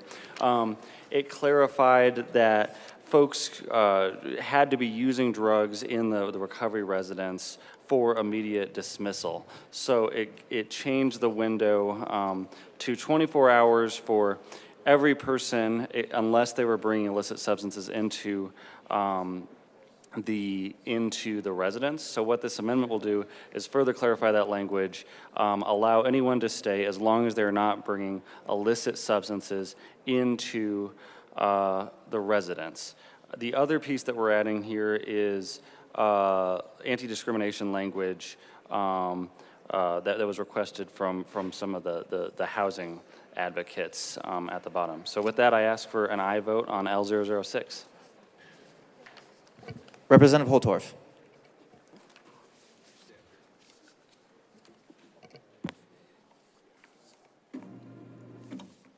Thank you, Madam Chair. To my esteemed colleagues in the chamber, I want to tell you how proud I am of the bill sponsor who has brought this bill forward and the many amendments he has put forth to try to navigate this very difficult subject. He continues on second reading to navigate this difficult subject. I'm in support of these amendments. But he has given up more ground and had more grace with respect to the recovery centers and protecting those recovering persons than anyone, in my humble opinion, should allow. Those people in those recovery centers are there because they want help. They want to get away from the poison that is ruining their lives. This important bill with this additional amendment is reaching out to help. But anything beyond this, I will tell you, is unacceptable. Because now we put more people at risk, and those that are desperate, that want to get away from what is destroying their lives and their families' lives, are put in harm's way and at risk. And this is about saving people. So with that, I stand in full support of my colleague as the ranking member in public health, and my colleagues also that sit in this committee. We've talked. We stand in full support, but we think there should be no more giving in this regard. So thank you for this additional, I think you have maybe one more amendment as well, so I'll help. No, this is the only amendment? There's one more that's noticed. Okay. Thank you. Representative Lindstedt. Thank you, Mr. Chair. We gotta approve the amendment? Is there any further? Representative Bradley. Thank you, Mr. Chair. I also stand in support of Rep. Lindstedt. He has worked very hard on this bill. I told a personal story in committee when my stepbrother was in one of these treatment centers fighting for his sobriety, fighting for his life, fighting for his family. Someone in recovery brought in drugs and he got hooked back on oxycodone. It is not fair for the people living in these facilities to have drugs and alcohol brought into their living facility where they are struggling to maintain sobriety. It's not fair for him to lose his family. It's not fair for him to be kicked out on the street. This amendment is great, and I stand in support of it. Thank you. Is there any further discussion on Amendment L006? Seeing none, the question before us is the adoption of L006 to the PBHH Services Committee report. All those in favor say aye. Aye. Opposed, no. Ayes have it. L006 is adopted to the committee report. Representative Lindstedt. I move Amendment L007 to the committee report and ask that it be displayed. That is a proper motion. It is been moved and displayed. Representative Lindstedt to the amendment. Thank you, Mr. Chair. This is a very simple amendment. All it does is require notice when a client's relapse plan has failed, so that folks know that the discharge policy could take effect. I ask for an aye vote. Is there any further discussion on Representative Holtorf? Thank you, Mr. Chair. Once again, I stand before the bill sponsor. I support the amendments that he brings as he tries to carefully navigate this issue. But these amendments that he brings forth stands on the side of those that want to recover, those that need protection, those that want to walk away from their addiction and the drug addiction that shackles them and holds them down in their lives, that takes them to very dark places. All they ask is to be left to have a chance to recover away from the drugs and the alcohol. So many of us in this chamber have seen what happens, the ravages of an addicted life. It destroys the person that is addicted, and it destroys so many aspects of their family, and also reaches out and touches the community around them. I stand in strong support of these amendments as I stated, and I'm so proud of my colleague as he has worked this issue. Thank you for your leadership in regard to this issue, because I know you have been touched just like I have. Your family has been touched just like my family has been touched, and we want to do everything we can for the recovering. Is there any further discussion on L007? Seeing none, the question before us is the adoption of L007 to the PBHH Services Committee report. All those in favor say aye. Aye. All those opposed, no. The ayes have it. L007 is adopted as committee report. Representative Mabry.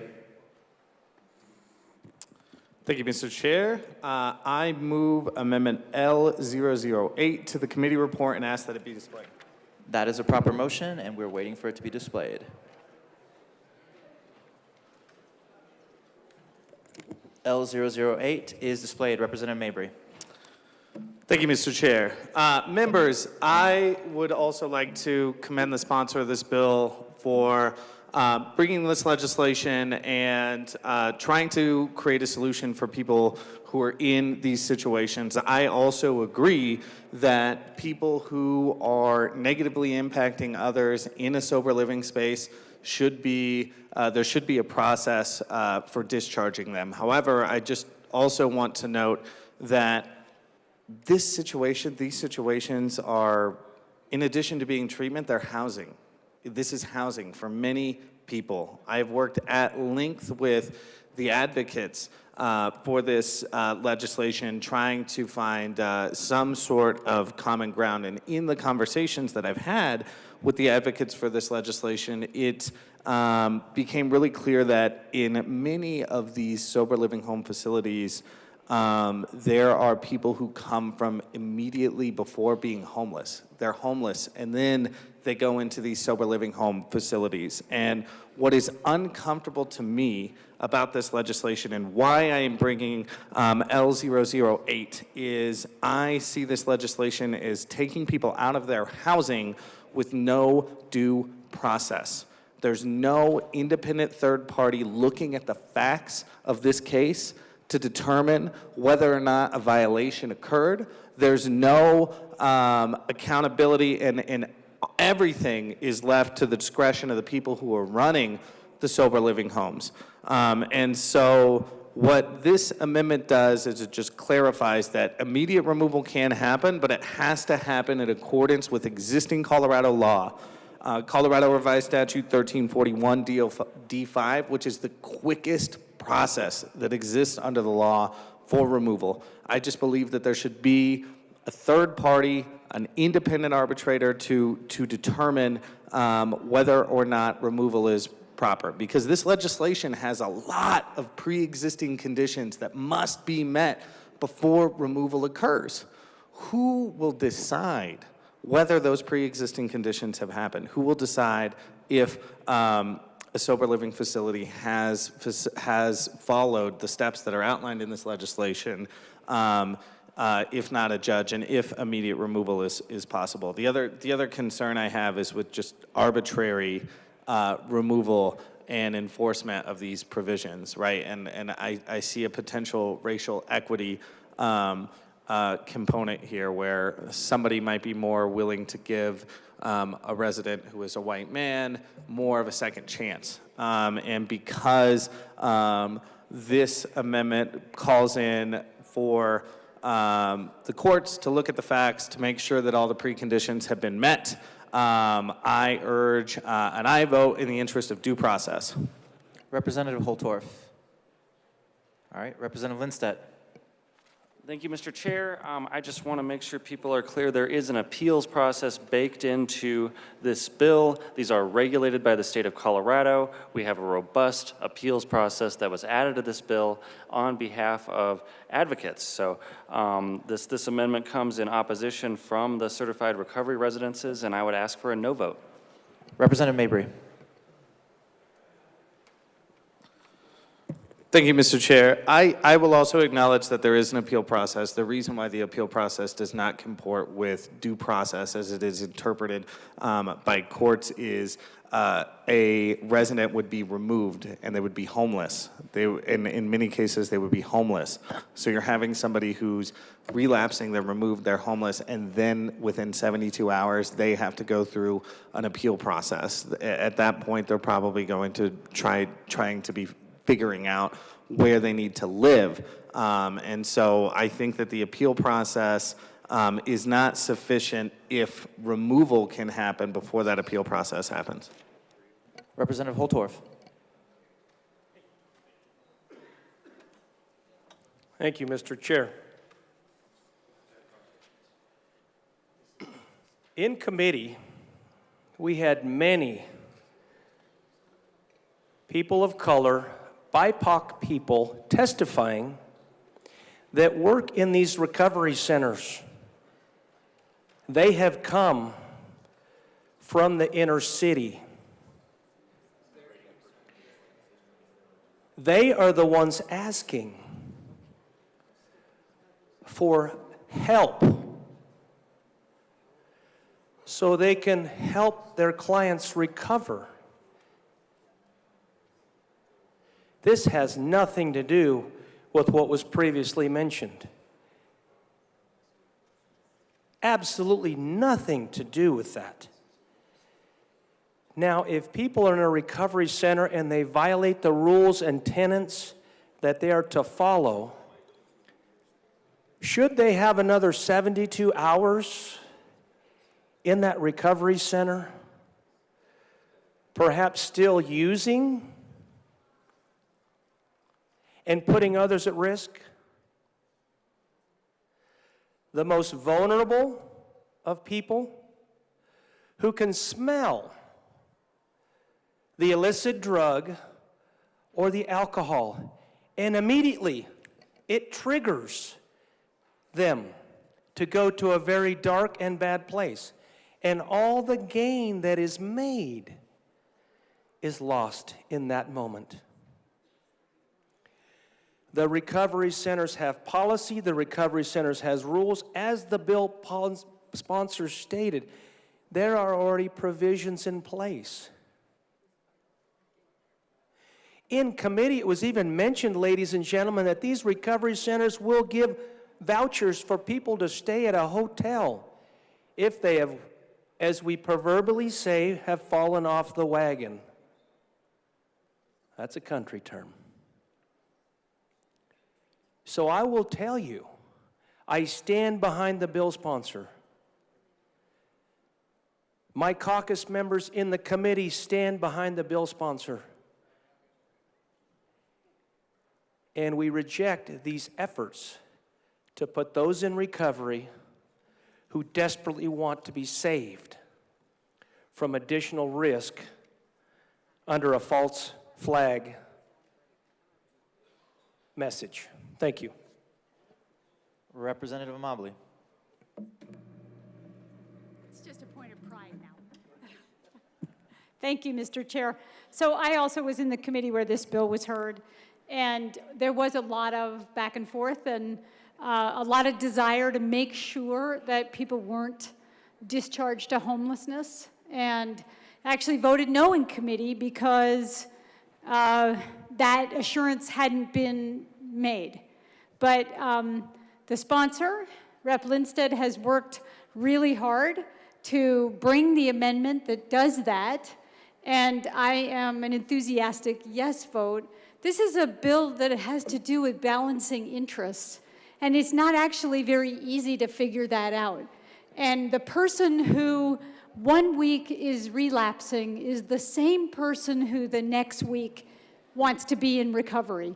And so I think that balance got struck by the amendments that Rep. Lindstedt has offered here today, and I would urge a no vote on this particular amendment. Thank you. Representative Mabry. Thank you, Mr. Chair. I just wanted to note that, you know, I share the concerns of the bill sponsors, supporters of this bill, about unnecessarily putting people at risk and exposure to people who are using.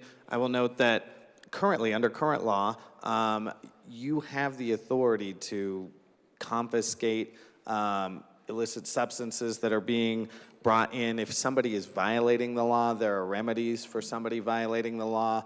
And I'm also not talking about taking away the ability to remove somebody. I'm just saying let's subject the removal process to due process. Another thing that I want to note, my good colleague from Akron had mentioned that some of these facilities offer hotel vouchers. In discussions with the advocates for the bill, I actually asked for an amendment where that would be required while the 72-hour appeal process would happen, that they would be required to offer a hotel. So I appreciate in committee that they brought up that they do that, but I asked as an amendment for this bill so that I actually wouldn't be running this amendment if they had accepted, that I do think that that's totally an acceptable alternative, and maybe as if this goes on to the Senate, those conversations would continue. But again, nothing in this amendment prevents people from addressing the immediate problem of people bringing illicit substances into their sober living homes. They could still, call the police. They could still remove those illicit substances. There will still be remedies. I'm just asking for due process when somebody is being removed from their home, and I urge an aye vote. Representative Holtorf. Thank you, Mr. Chair. I want to point out something really important as I stood and listened so intently in committee. There was testimony, and you can go back and listen to the testimony, that said when people come back to these recovery centers in these very troubled states, with or without known possession of these illicit drugs, that even when law enforcement, when called, oftentimes they were powerless to take an action because nothing was an actionable offense. So the problem continued to be the recovery center staff's problem, and law enforcement could not get involved. So when someone comes up here and says there's remedy, actually, and I'll let the bill sponsor talk to it, there is not clear remedy in many cases. And that is why the recovery centers in Denver metro area have asked the bill sponsor to bring this to the chamber. And I'm so proud of that. For those of us that have had people in our families, for those of us that have lost some of our best friends to drug addiction and watched our families come apart to heroin addiction. When you're in recovery, you need to be in a safe space. The bill sponsor provides every opportunity for that, and the amendments that are brought forth do not. Representative Bradley. Thank you, Mr. Chair. I also urge a no vote on this amendment. There are rules put in place to protect people. When the rules are broken, as far as illicit drugs and alcohol being brought in, I'm sorry, when it jeopardizes my family members who are in a treatment center who have waited to get clean and sober, and you jeopardize their rehab, that is not okay. You don't get to put one group in front of another. These people are in these sober living facilities to get clean and sober and to make their lives better. And jeopardizing that is ridiculous. Thank you. Representative Lindstedt. Thank you, Mr. Chair. Yeah, I'll just restate. The folks who provide this care are in opposition to this amendment. Currently, right now, to remove people from the certified recovery residences, they have to do a substantial eviction process, which takes 3 to 7 days. It's not working. That's why I'm bringing the bill on behalf of the folks that provide the care and the folks that need the care. I just want to restate, people sign a program agreement when they come into a sober living home. They don't sign a lease, they sign a program agreement. It's a different circumstance. We need to fix this loophole and solve this problem. I urge a no vote. Thanks. Members, I just want to remind too, if we're going to speak to amendments or bills, let's make sure we're speaking about things being detrimental or policy is good or not. Let's avoid using words like nonsensical or ridiculous to impugn motives or what the intent is here. The question before us is the adoption of L008 to the PBHH Services Report. All those in favor say aye. Aye. All those opposed, no. No. The noes have it. L008 is lost. to the PBHH Services Committee report. All right, the question before us is the adoption of the Public and Behavioral Health and Human Services Committee report as amended. All those in favor say aye. Aye. All those opposed, no. All right, the ayes have it. The committee report is adopted. To the bill, Representative Lindstedt. Thank you, Mr. Chair. I'm bringing this bill because we regulated these certified recovery residences a few years ago.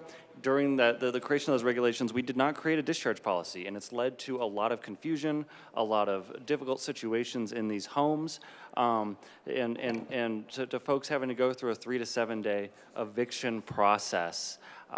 That just doesn't line up with the treatment that these places provide. The people that provide that care asked for this legislation.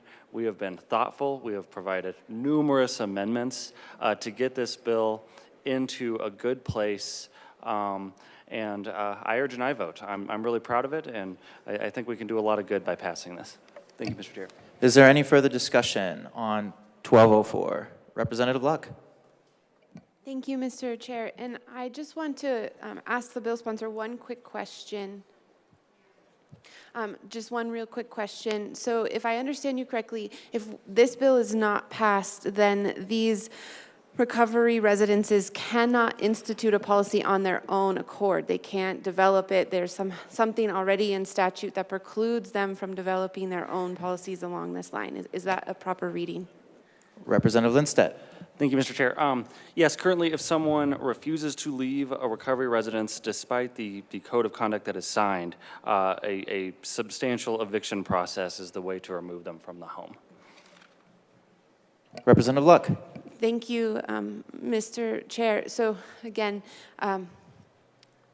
there is something, I don't see any striking language here. So I'm just wondering, is there something in law or it's just an ambiguous area of law that says they can't develop these policies on their own accord right now? Does that make sense? Representative Lindstedt. So my understanding is when we created these regulations a few years ago, we did not, we left it open. And with that being open, when people live in these residences for a period of time, they established the right to the eviction process, which is why it's taking 3 to 7 days to remove people from these homes. Unanimously, the homes have come forward to bring this legislation because it's endangering people's care. Thank you. All right, seeing no further discussion. Oh, Representative Vigil. Thank you, Mr. Chair. I'm one of the Short People Club members. Thank you, Mr. Chair, and thank you, members, for all the discussion on this bill. And I really do want to thank our bill sponsor for all the excellent work he's done. I just want to say a little about why this bill is difficult and complicated for me, but why I am still voting yes, and I would encourage a yes vote from anyone who is undecided. Substance abuse is not so simple as it has often been presented from this well and in so many other spaces. So I recognize the need that if someone is in a sober living space, that space needs to remain so in order for them to reach that goal, because that's the path they're on. But I do want to make a note here about what the underlying struggle is on this issue. We need to have more than one path for people who use drugs to be safe and for people who use drugs to pursue recovery. And harm reduction is such an important part of that, especially for people who are not in this position to go to completely detox and go teetotal abstinent. They are people too. People who use drugs are whole people. And it's my firm belief that those who are dealing with addiction continue to be full human beings and that all of those other needs are valid. And that includes housing, which it makes, as I said, it makes this difficult for me. A sober living facility, though, is a sober living facility. And I don't think that space is well suited for someone who is using drugs, who is not in a position to go the full abstinence route, but nonetheless needs housing safety. So I do have serious concerns with someone in one of these spaces not having a lot of wiggle room to go somewhere else. And I know we all know this full well because this has touched all of our families and communities. We all have some addiction that's close to us or that we've experienced ourselves. And we know that relapse and having to go back to square one is often a part of the healing process. So I do see a strong possibility that the way we've been approaching this across the board will continue to favor recovery for those of relative privilege and means, and more punishment for those who do not. So as I said, I am going to be a yes vote. I really want to thank our bill sponsor from the bottom of my heart. I know this has been quite a labor of love and you've put a lot into this work. I just can't vote yes without remarking that people who are not ready to go total abstinence are being lumped together with those who are, and that's what is causing this clash.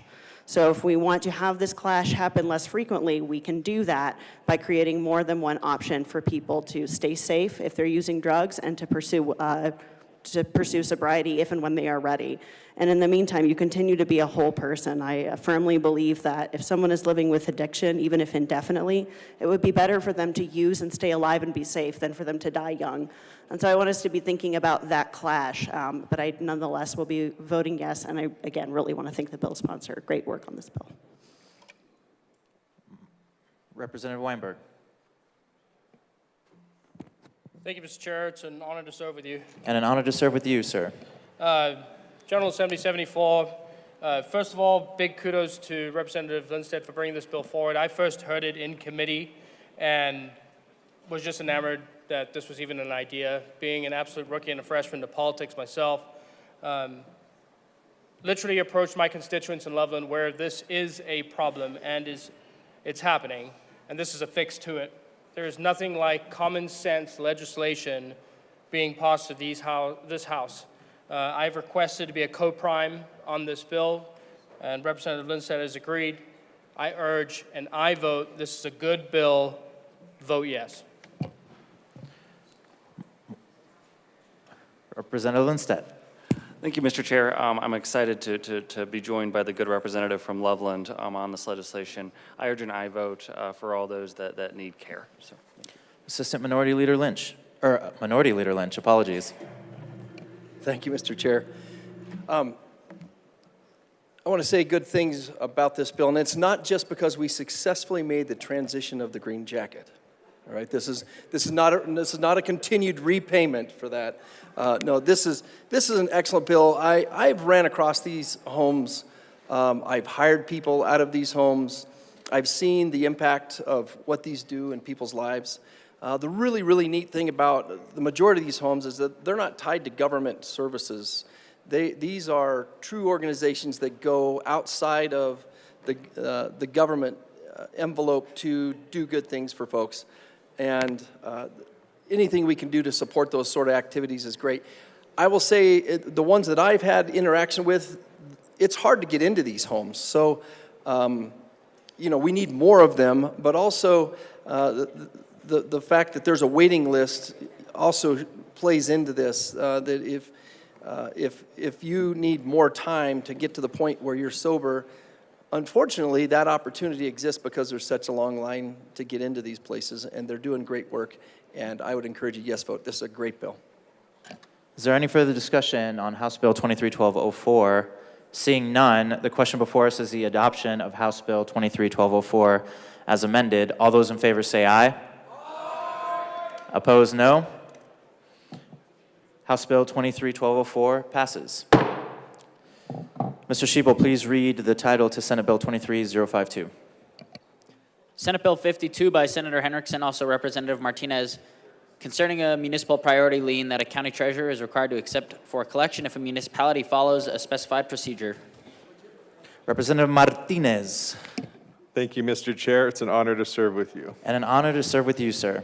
I move Senate Bill 23-052. So moved. To the bill. Thank you, Mr. Chair. So this revolves around municipal liens. So if there is weeds, trash, anything like that on the property, and the city has to clean that property up, essentially, there is a lien placed on if the owner of the property cannot pay for that. So really what's been happening now is there's a problem in between the municipal governments and the county governments with this. So if a tax deed sale does not net enough money to cover all the amounts of the existing liens, there is conflict with the county. So this is really being identified in Pueblo within the city and the county, but this has the potential to spread elsewhere. So right now, the realtors, the land titles association, and the treasurers are all in a neutral status. Colorado Municipal League is in a support position as well as the municipalities of Monument, Aurora, Fountain, and Pueblo. So what this does is it closes a loophole in current statute and making sure that both the county and the municipalities play well. So, Representative Morrow. I ask for an aye vote. Is there any further discussion on Senate Bill 2352? Seeing none, the question before us is a passage of Senate Bill 2352. All those in favor say aye. Aye. All those opposed, no. The ayes have it. Senate Bill 52 passes. Mr. Sheeple, please read the title of House Bill 23-1206. House Bill 1206 by Representative Marshall, concerning individuals employed by the government in the field of law enforcement and in connection therewith, requiring that sheriffs in certain counties possess a bachelor's degree or higher, requiring that candidates for the offices of county sheriff and district attorney petition onto the ballot, and prohibiting certain political activities by county sheriff's office employees. Representative Marshall. Thank you, Mr. Chair. It's an honor to serve with you. And an honor to serve with you, sir. I move House Bill 23-1206 with the Judiciary Committee report, please. So moved. That's appropriate motion to the Judiciary Committee report. Mr. Chair, I move House Bill Amendment 009 to the Judiciary Committee report to House Bill 1206. Oh, yeah, I already. Proper motion, and it is displayed to L009. Colleagues, this is an amendment to the Judiciary Committee report just to make it absolutely clear that at least for the elected sheriff, all we are talking about is activity that is in uniform, partisan political activities forbidden in uniform or using government property. Since we took out of the main bill the nonpartisan elections and only left in the Hatch Act, we needed to do a little cleanup to make sure that we carved out this little piece. So I ask for a yes vote. Is there any further discussion on Amendment L009? Seeing none, the question before us is the adoption of L009 to the Judiciary Committee report. All those in favor say aye. Aye.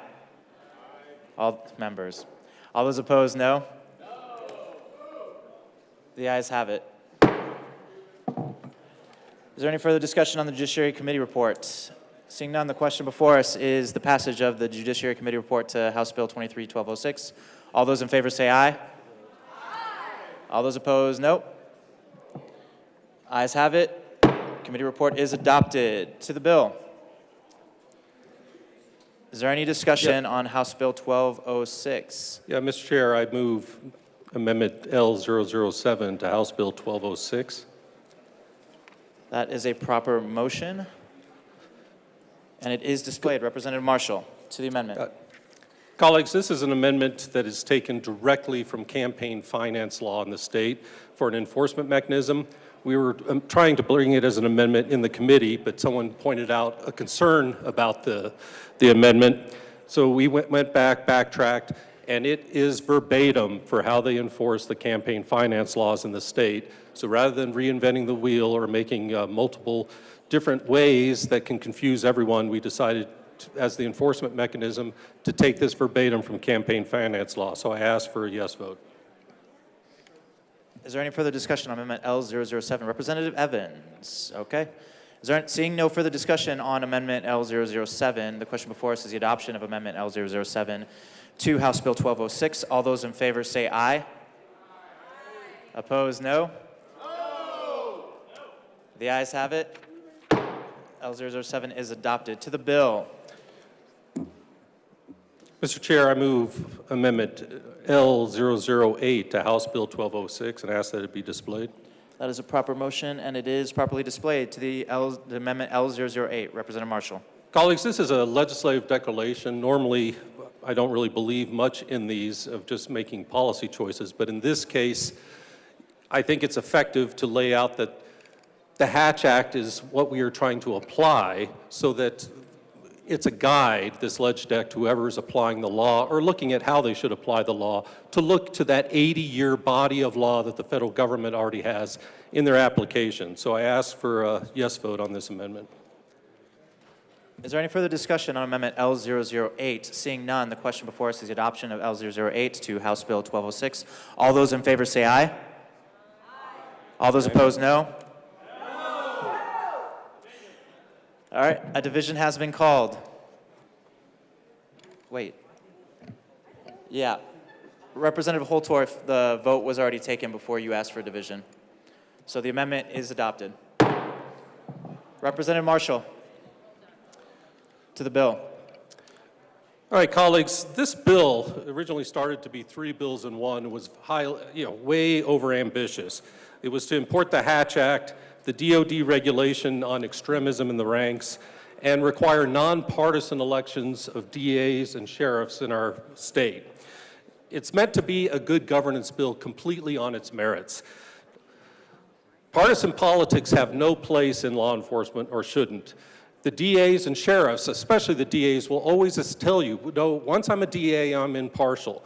The sheriffs also will, all the professional sheriffs will insist, I'm nonpartisan when I'm doing law enforcement. Well, we need to make sure of that as possible, because even the appearance of impropriety can cause a loss of trust and respect in law enforcement, which destroys or hinders their ability to perform their duties. For decades, the military and the judiciary were considered by far the most trusted institutions in America, and the reason why is they stay completely out of politics. And over the past couple decades, the judiciary has been losing some of that trust and confidence as people see them as being more political. So again, in my mind, this is a help to law enforcement. Although they may not believe that, it is a help in order to allow them to perform their duties. So we are trying to just import the Hatch Act, the Federal Hatch Act, but we have a carve-out for the elected sheriffs. Their only restriction is they cannot engage in partisan political activity in uniform or using government property. This is not a radical concept. There's 20 other states that have what they call little Hatch Acts or hatchlings. And the state of Nebraska, we hear so much conversation all the time about turning Colorado into California. This is trying to turn us into Nebraska. They have this exact kind of law. And 4 of their sheriffs were just fined in January for engaging in partisan political activity by making political partisan endorsements in advertising in uniform. And none of the sheriffs complained about it. They took the fine in January and February and went about their business. So again, this is a bill to improve law enforcement in the state, and I ask that it be approved. Thank you. Representative Wilson. Thank you, Mr. Chair. This bill has been cut down from 12 pages to 4 pages. And of those 4 pages, much of this is already covered in county policy.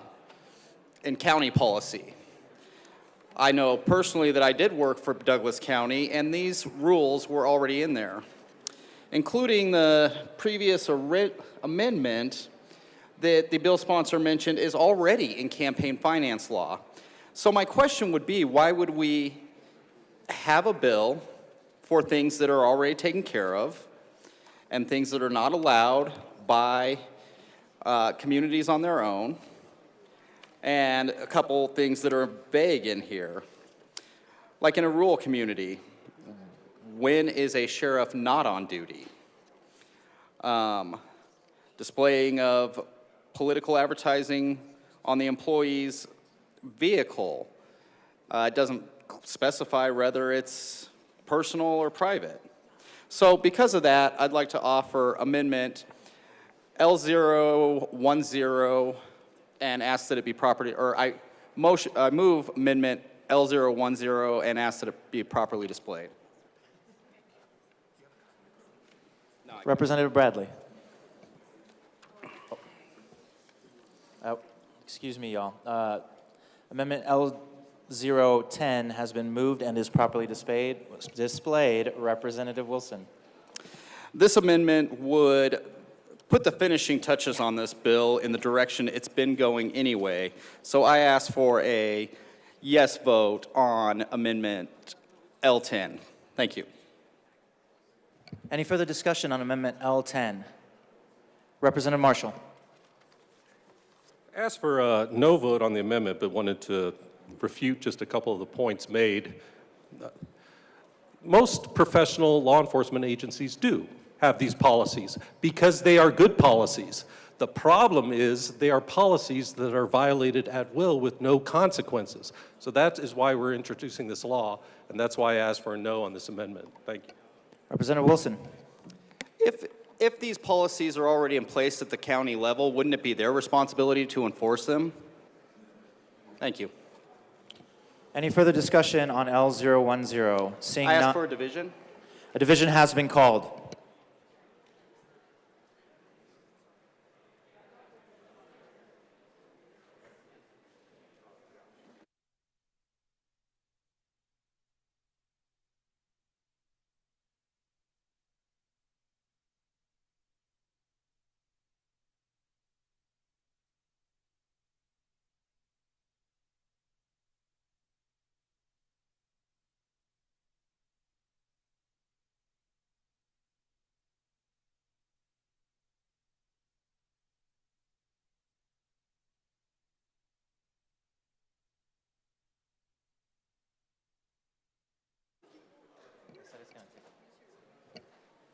The committee will stand in a brief recess.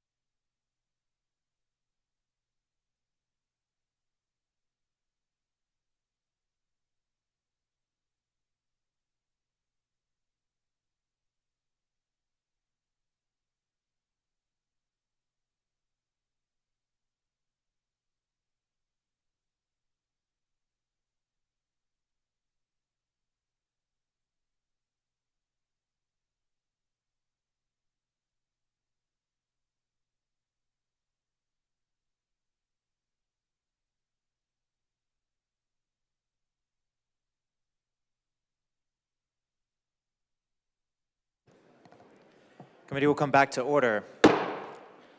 The question before us is the adoption of Amendment L10. A division has been called. All those in the chamber not entitled to vote, please be seated and keep your hands down. All those in favor of Amendment L010, please stand and remain standing, or raise your hand and keep it raised until the count is taken.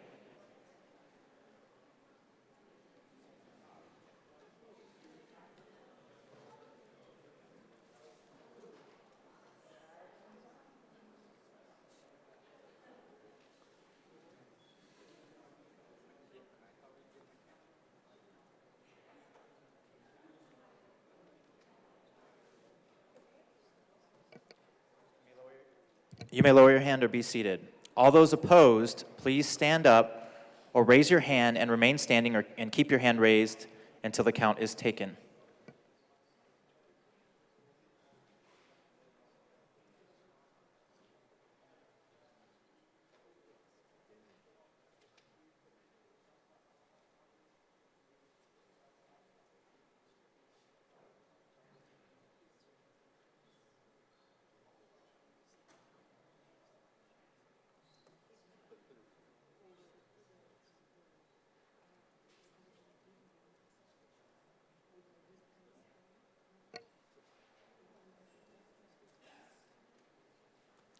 You may lower your hand and be seated.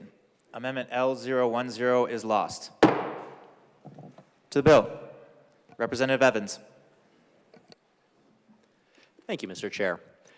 So in committee, we heard what was for me, some very compelling testimony that talks about some of the far-reaching and likely unanticipated consequences of this bill. And the specific section is on page 3, paragraph D, where it talks about things that employees of the sheriff's office, which includes the elected sheriff, things that they can't do.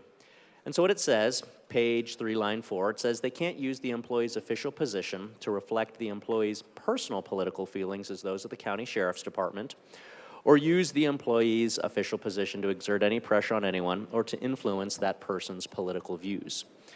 And so the testimony that we heard from an elected sheriff talked about the fact that, unfortunately today, a lot of issues that the sheriff's department can be called to respond to, unfortunately do take on sometimes a political tone. What the witness, the elected sheriff in committee talked about was the riots from a few years ago. In which case, the sheriff that testified said, look, I had to go speak to all of my sheriff's deputies and say, we're not gonna wear Black Lives Matter t-shirts, we're not gonna wear Blue Lives Matter t-shirts, we're not gonna fly Gadsden flags, we're not going to do anything political, regardless of where you fall on this spectrum. We're not going to do any of that stuff in our capacity as the sheriff's department. And so what this elected sheriff said was that he was concerned that page 3, line 4 here would restrict his ability to, as the elected sheriff, then give his opinion that, look, we're not going to do these things, we're not going to wear these t-shirts regardless of which sides they're on, we're not going to have stickers, patches, anything like that. We're not going to have those in our office at the sheriff's department. We're not going to have a Blue Lives Matter flag in the sheriff's department. It would restrict that sheriff's ability to actually say that, because all it would take, especially given the amendment that was just adopted regarding the ability of anyone to file an affidavit with the district attorney alleging a violation, is any employee or any citizen could then say that the sheriff saying we're not going to display any of this stuff is in itself a political statement. And then any sheriff that is responding to or trying to set policies for their agency in a contentious time, any statement that that sheriff makes, to include the absence of a statement, can then be viewed as political, which then opens up the sheriff to having an affidavit filed against him in an investigation. And so the sheriff that spoke was very, very concerned that this would impact their ability to even be able to set policies in their own agency promoting neutrality, because all it would take is one person saying, oh, the neutrality that you're trying to promote, I don't think is actually neutrality. I think you're actually trying to suppress or promote a certain political speech or certain political agenda, and that would be in violation of page 3, lines 4 through 8 here. And so for that reason, for the fact that it opens up the elected sheriff to a tremendous amount of liability, I ask for a no vote on this bill. Representative Luck. Thank you, Mr. Chair. So I am understanding that this bill has basically been stripped to start on page 11. Is that accurate? Okay, just making sure, because that prior conversation kind of confused me. I guess what I'm wondering from the bill sponsor is why just the county sheriff? Why not other elected officials, DAs, other county commissioners? Why specifically the sheriff? And then a couple other questions that I would pose, since it wasn't in committee, I apologize, is on line 10 of page 11, participate in any political campaign while on duty. So I know that there are some county parties who will hire or have sheriffs come in to maintain the peace. And I suspect you're not trying to incorporate that in that language, but can there be some sort of language added to say that you're not saying that if they're actually serving in their capacity to provide services as a sheriff's deputy, that's not encapsulated here. And then I wonder too, it sounds like we're really creating a state hatch act, but just for sheriffs or sheriff's deputies and those folks. And so we are talking about limiting people's First Amendment rights. And I am just wondering, to the degree that we're talking about soliciting money on behalf of any political campaign, I understand why we wouldn't want that if you're on duty, but what is the rationale behind a sheriff's deputy in his own time on a Saturday participating in a fundraiser, taking in money and standing at the table for a special banquet dinner or what have you? What is the rationale as to why they shouldn't be able to exert that standard freedom of engaging in the political process? And I'll leave it there. I have other questions, but I'll leave it there for now. Representative Marshall. I believe some of those go to the entire bill rather than the amendment. I'll try and remember the ones you gave. Again, the First Amendment issues, the ACLU didn't just monitor this, they were in full support, and there's an 80-year history of this Hatch Act already being upheld. We basically plagiarized this one from Tennessee's Hatch Act. Now, the question about why only the sheriffs. Originally, this bill was pulled for the three purposes, which is why I started off explaining that it was to be three bills in one. It was overly ambitious, got pared back to the Hatch Act, but it was to go to the DAs and sheriffs mainly for nonpartisan elections for those two offices. So people have asked me, why not the coroner too? That is a very good question, and I would have done that had we pulled the bill initially, including all county offices. The bill was initially pulled for just district attorneys and sheriffs. The district attorneys are already under ethical obligations by the bar, as you're aware, so they are not as critical, and most of them are already under Hatch Act restrictions anyway through the state employment. The state government pretty much already has these restrictions for us, for our employees, and for every employee in the state. They are not, however, on the counties. Again, the question that, oh, the counties already have these policies in place, that is true. Most of them do, but they don't enforce them, or they can violate it without enforcing it. Now, going back to the representative from Weld County's concerns, a lot of those were really a canard because, again, when we were looking at this, originally we were looking at trying to go down the list of trying to keep partisan political activity out of law enforcement. And the first one we looked at was the regulation from the DOD for commissioned officers, which is extremely restrictive, too restrictive. So we looked at the DOD regulation for enlisted personnel, and we decided that was too restrictive. So we went all to the Hatch Act, which prohibits partisan political involvement by government employees at the federal level. And we looked at the most restricted employees and decided that was too restrictive. So we have gone down all the way, not even to the secondary or tertiary, but the fourth least restrictive option, and the sheriffs are still totally cut out. The elected sheriffs are completely cut out of the Hatch Act part that people are pointing to, where their only restriction is not to engage in partisan political activity while in uniform or using government property. Representative Wilson. Thank you, Mr. Chair.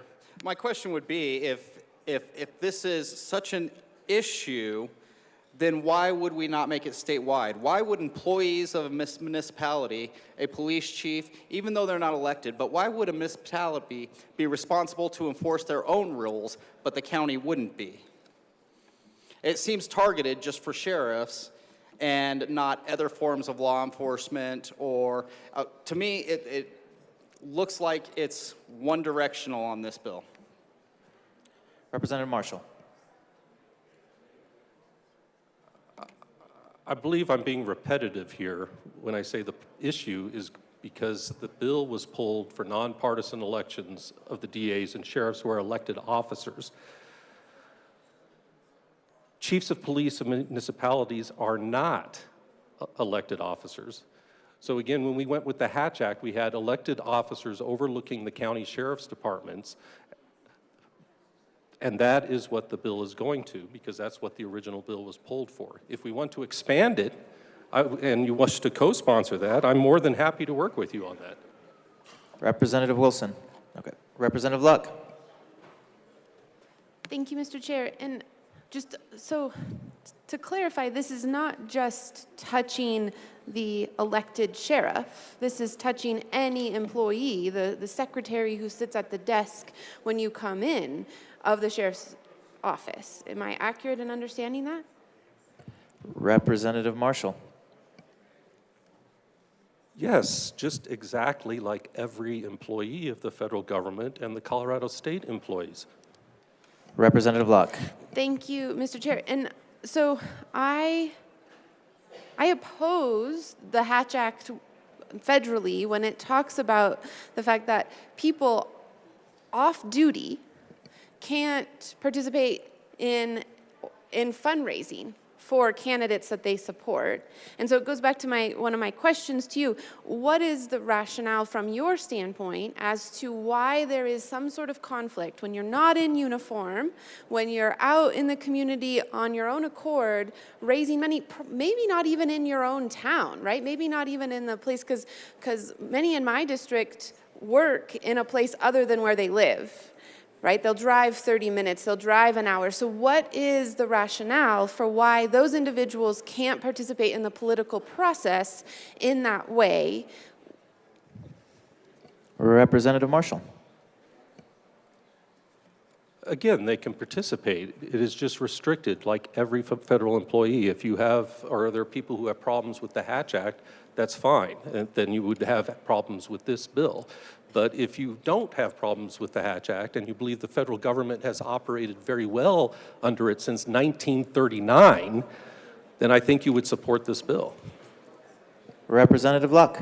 Thank you, Mr. Chair, and thank you for that. But again, I'm going back to your particular, as the sponsors, your rationale behind why that particular thing is objectionable for citizens who happen to have a job over here to not be able, when they're not on duty, when they're not in that employment space, to be able to raise funds for campaigns and for things that they believe in and people they believe in. And what I think the Hatch Act has done, unfortunately, is for your postal employees, for your military communities, many of these folks don't want to be politically engaged at all. They're so afraid of interacting or somehow coming afoul of the Hatch Act that they hesitate to engage in that until they retire from that place or they find a new job. And I find that is unfortunate, because then you're leaving, especially in this state where so many people are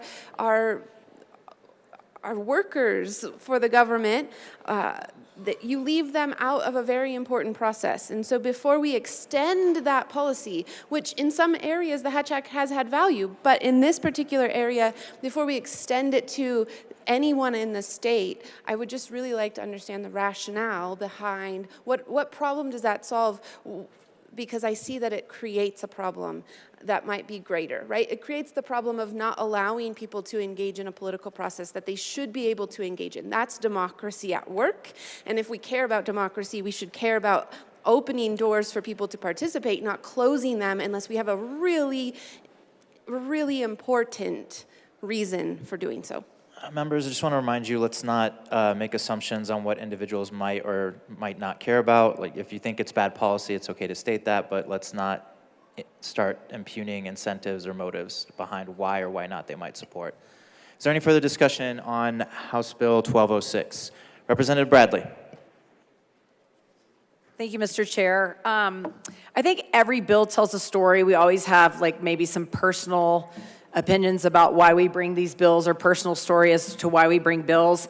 I don't think it's any secret in Douglas County. We all know that there's a contentious relationship with the legislator and our sheriff.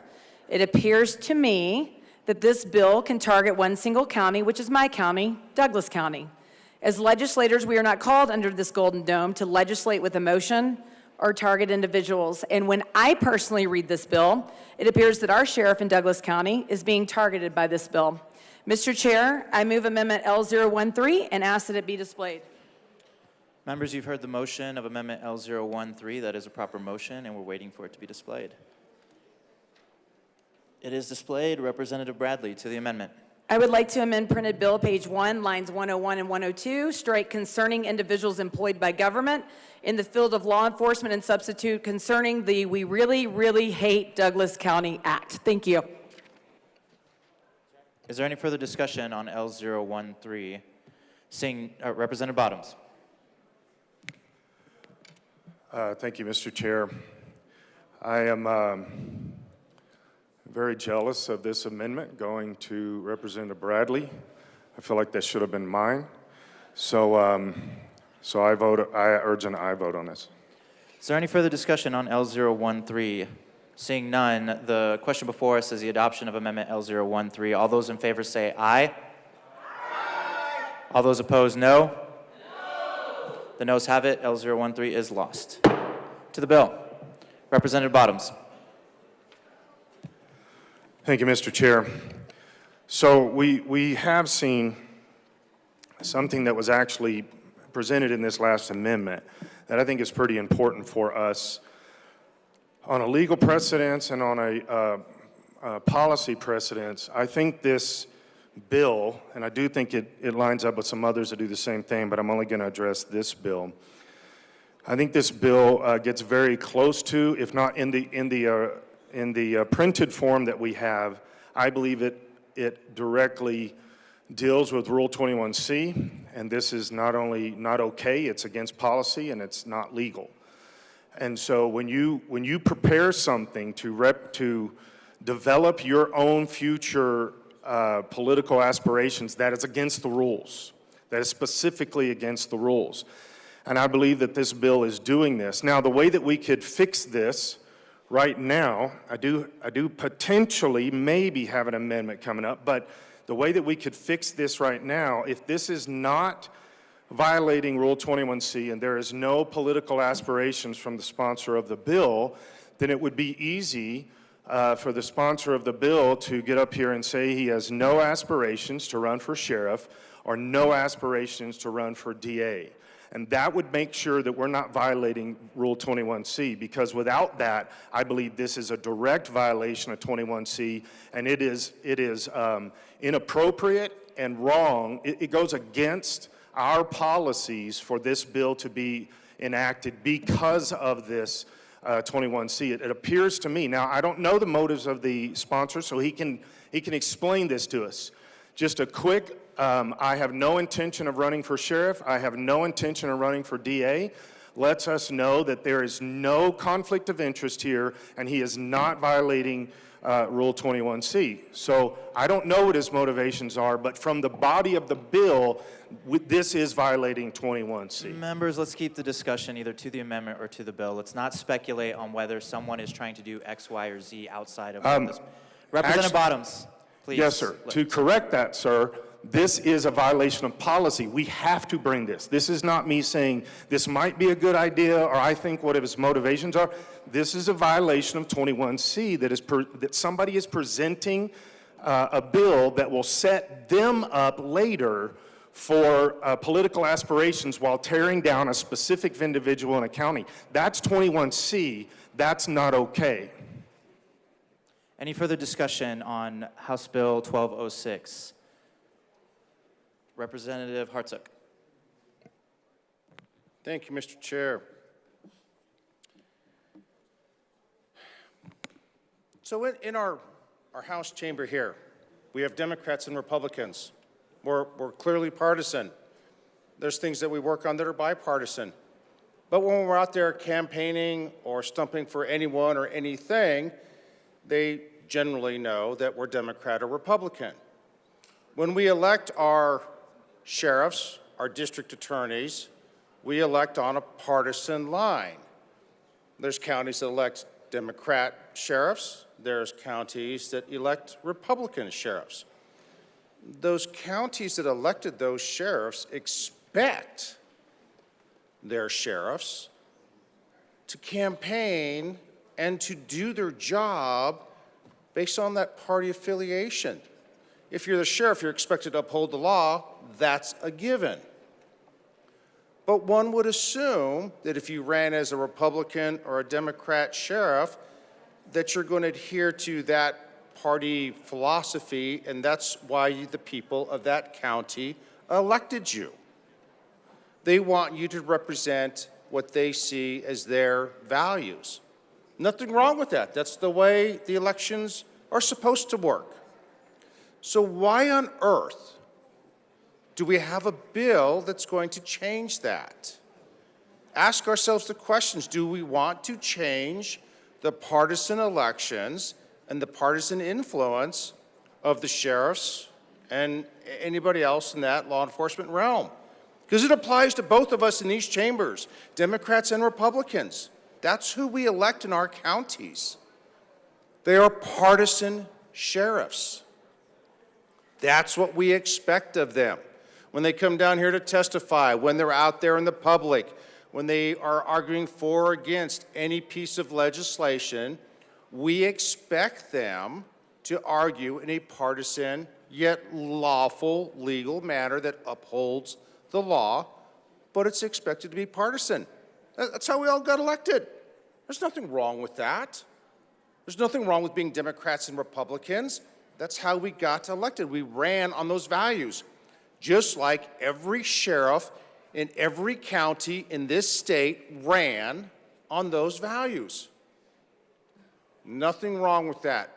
We should not be meddling with anything that is working well and people are electing their officials based upon that criteria for their respective counties. So I would urge a no vote on this bill. Thank you. Is there any further discussion? Representative Winter. Thank you, Mr. Chair. I'd like to move Amendment L012 to House Bill 23-1206 and ask that it be properly displayed. That is a proper motion of L012, and it is displayed. Representative Winter. Thank you. Once again, bringing it from the perspective of sheriffs and sheriffs in my district, this would strike line 27, display any political advertising or paraphernalia on the employee's body or automobile while on duty or in uniform. So the issue I have with this is in my district, we have sheriffs that actually call in on duty before they leave their home. Another thing that what happens when we're at is a call will come out, and a sheriff may have to leave his home and run down the road, and he has a bumper sticker on the back of his truck, which he'll be in uniform. He runs down the road, and of course we hope this wouldn't happen, but if there's an emergency, somebody playing political football could say we saw the sheriff's vehicle on scene, he was in uniform, and he had a political magnet on the back of his truck or a bumper sticker. And should it happen? Should people pick these little things out? No, but in the world of politics that we're in, where everybody's trying to gain the upper ground, this is something that could happen, and this is something that could affect my district. Another thing is we have law enforcement that get up every day, and when they walk out of the house, they're worried about coming home to their families, what they're going to have to face, the stress of the job, and now he has to wonder if he either has to change when he gets to the sheriff department, driving his own vehicle there, or that he has to wear a hoodie. Oh, I've got to get up, and I want to make sure I make it home to my wife and kids, but I've got to put a hoodie on this morning because I'm driving my truck, and it has a magnet on it, and somebody may take this wrong because I'm in uniform. So especially in my district, I see an issue with this. And like I said, with playing political football, this really does have ramifications. I think this is one line that we could get rid of that would help my district and sheriffs in rural Colorado. So I would definitely ask for a yes vote on this.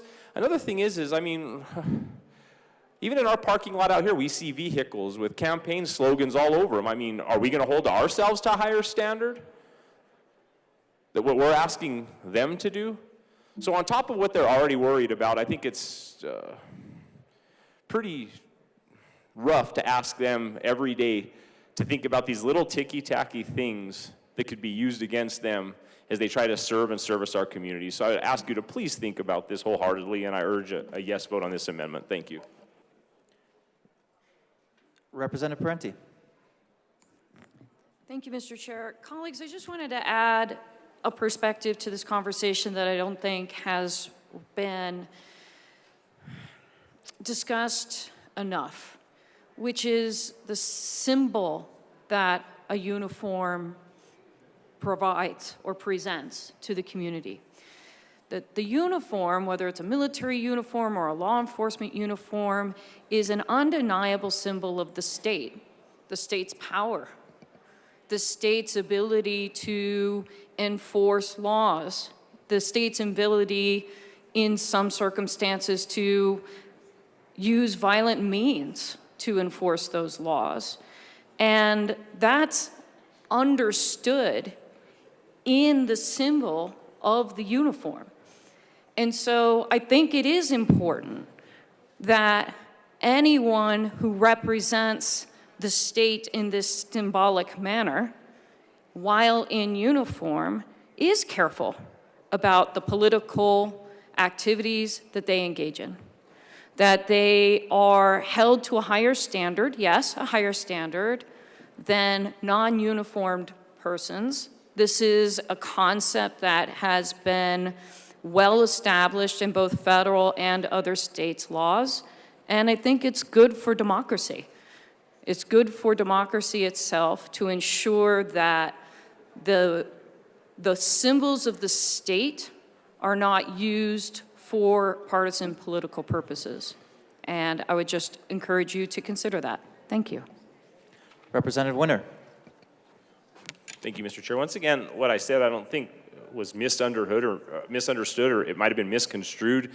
There are instances where this could be used against sheriffs when they're running to an emergency. And I would hope that somebody, if they saw the sheriff's personal truck with a magnet on it and say they were, you know, in my county, I've seen times where we've had a massive car accident, and the sheriff isn't going to run to the sheriff's department, say if a deputy, because a lot of our sheriff's departments, they don't have enough vehicles, so they have to, even the sheriff has to put his vehicle in service, his actual duty vehicle.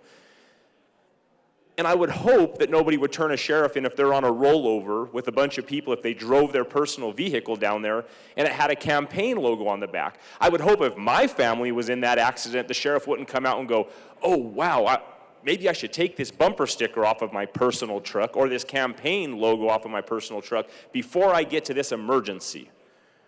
And I would hope nobody would use this against a law enforcement agent. But at the end of the day, it can happen. Everybody in this chamber has played this political game, and you know what your opponents will do to you to gain the upper hand. And they're out there protecting us in our lives every day. And I don't think this is a tough amendment to ask for. I'm making an ask for something that is serious where I'm from. Once again, a Colorado for all of us. This will affect my sheriffs in a negative way, even though they're trying to do the right thing. Just asking to give a little ground on something. I urge a yes on this amendment. Thank you. Is there any further discussion on Amendment L012? Seeing none, the question before us is the adoption of Amendment L012. All those in favor say aye. Okay, a division has been called.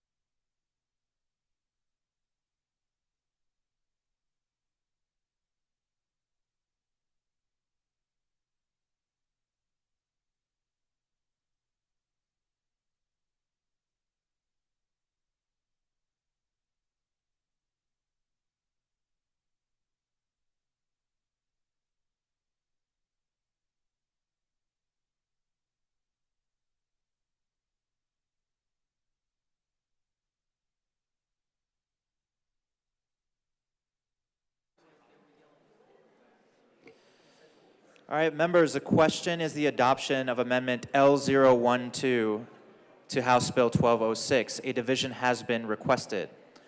All those in the chamber not entitled to vote, please be seated and keep your hands down. All those in favor of Amendment L012, please stand and remain standing and/or raise your hand and keep it raised until the count is taken.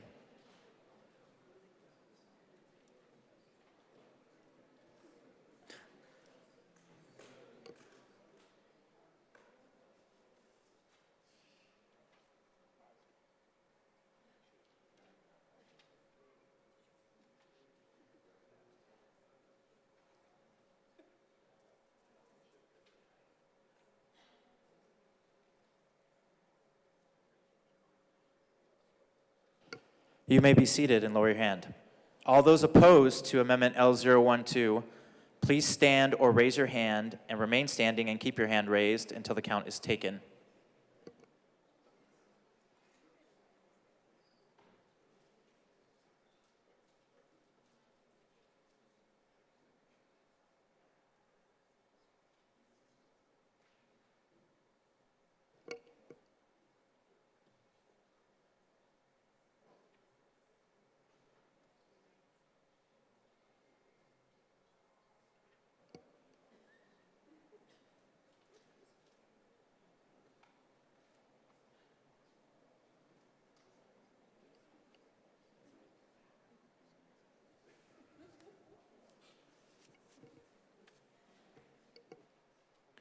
You may lower your hand and be seated. Amendment L012 is lost. To the bill, Representative Frizzell. Thank you, Mr. Chair. I would like to move Amendment L014 to House Bill 1206 and ask that it be properly displayed. L014 is moved and properly displayed. Representative Frizzell. Thank you, Mr. Chair. Colleagues, this is a very simple amendment. What it does is strike the following paragraph, or subparagraph G, that specifies the use county public buildings or facilities for meetings or preparation of campaign activity in support of any particular candidate, party, or measure. The reason why I'm bringing this particular amendment to this bill is that, first of all, it is not for the state to determine how county facilities are used. It is up to that county. It's up to that individual jurisdiction. But further, I'd like to point out that, once again, we are targeting county facilities. We're targeting county matters, not municipal matters. And I believe that if we are going to be specifying county buildings, we should specify any government building, including municipal facilities. You know, I am a former county employee, and I'm also a former county elected official.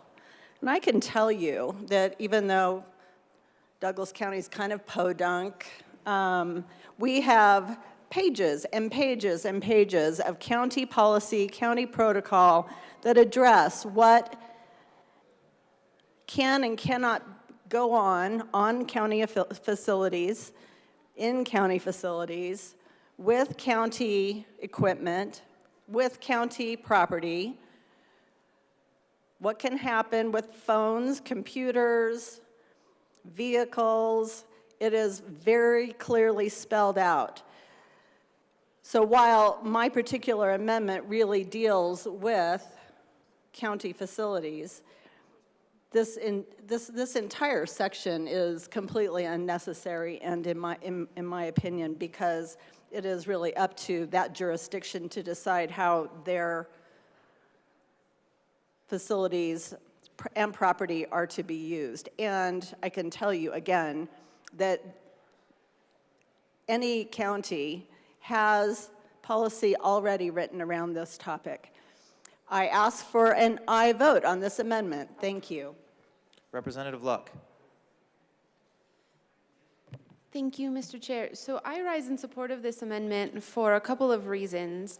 I understand that we're talking about an employee of the county sheriff's office not utilizing these spaces for these purposes, but just a couple of examples. So I have a county in my district, specifically I'm sure that other counties have similar situations, but I know one in particular where the county building is used for party meetings every month.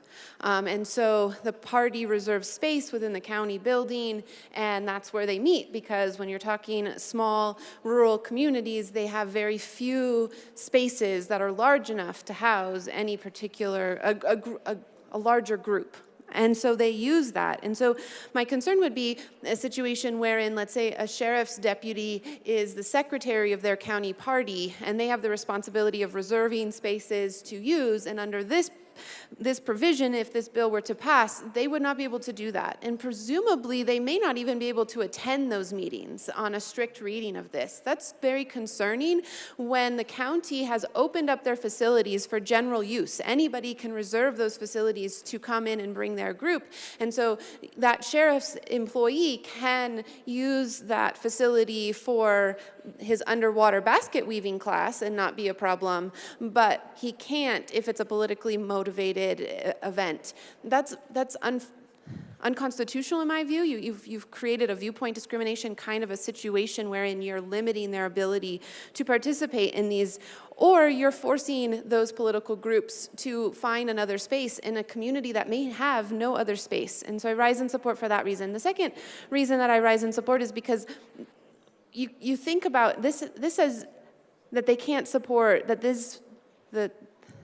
they cannot use a county building or facility for meetings or preparation of campaign activity in support of any particular candidate, party, or measure. Well, county sheriff's departments, they themselves often have measures on the ballot. When they ask for mill levy increases, when they ask for things related to expanding their jails. And so are we to say that they can't go in and take pictures of that? Are we to say that they can't prepare materials, i.e. they can't prepare certain budgets or information in order to facilitate and support their measure on the ballot?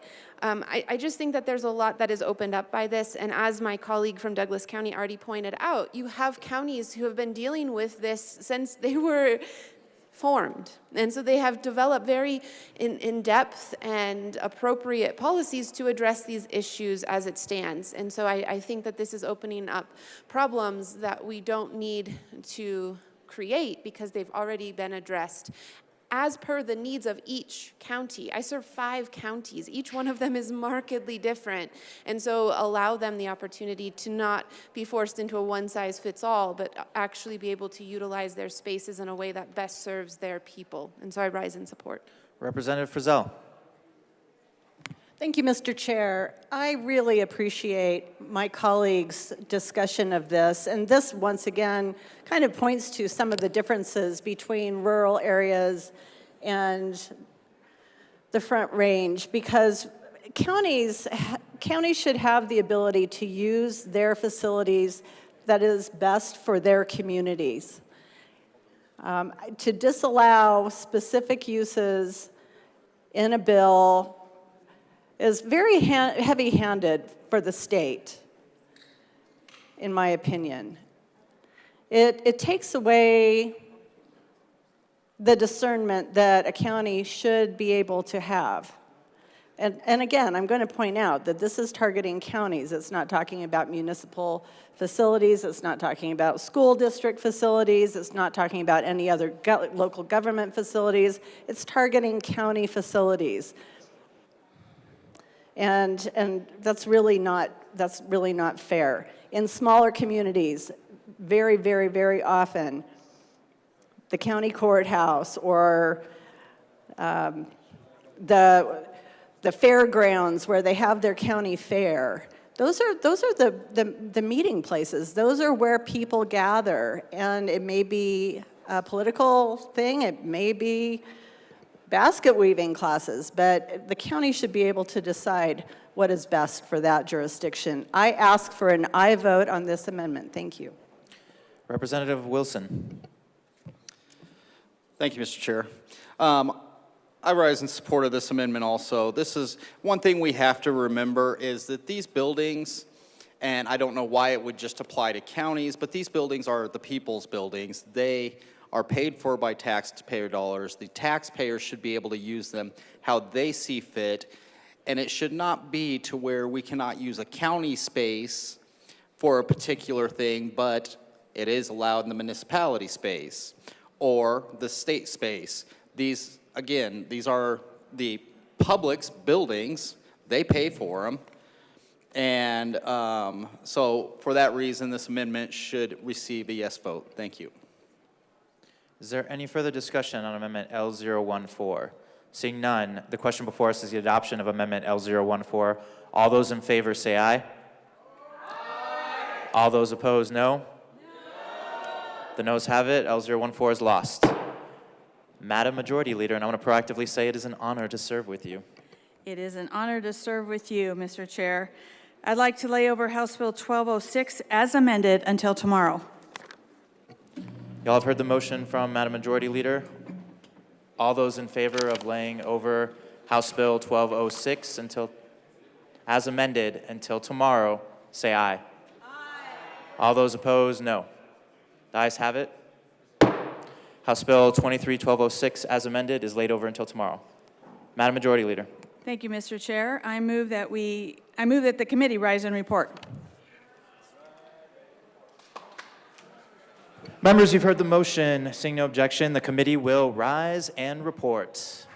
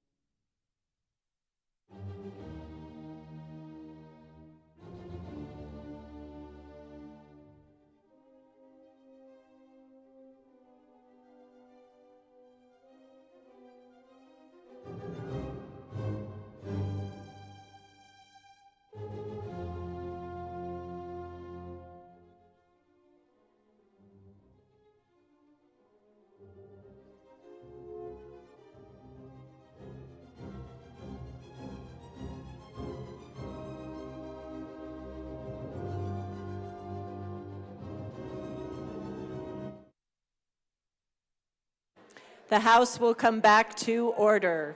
Mr. Schiebel, please read the report of the Committee of the Whole. Madam Speaker, your Committee of the Whole begs leave to report it has under consideration the following touch bills, being the second reading thereof and making the following recommendations thereon. House Bill 1181 is amended, 1204 is amended, passed on second reading in order engrossed and placed on the calendar for third reading and final passage. Senate Bills 52 and 110, passed on second reading in order revised and placed on the calendar for third reading and final passage. House Bill 1206 is amended, laid over until March 23, 2023. Representative Ortiz.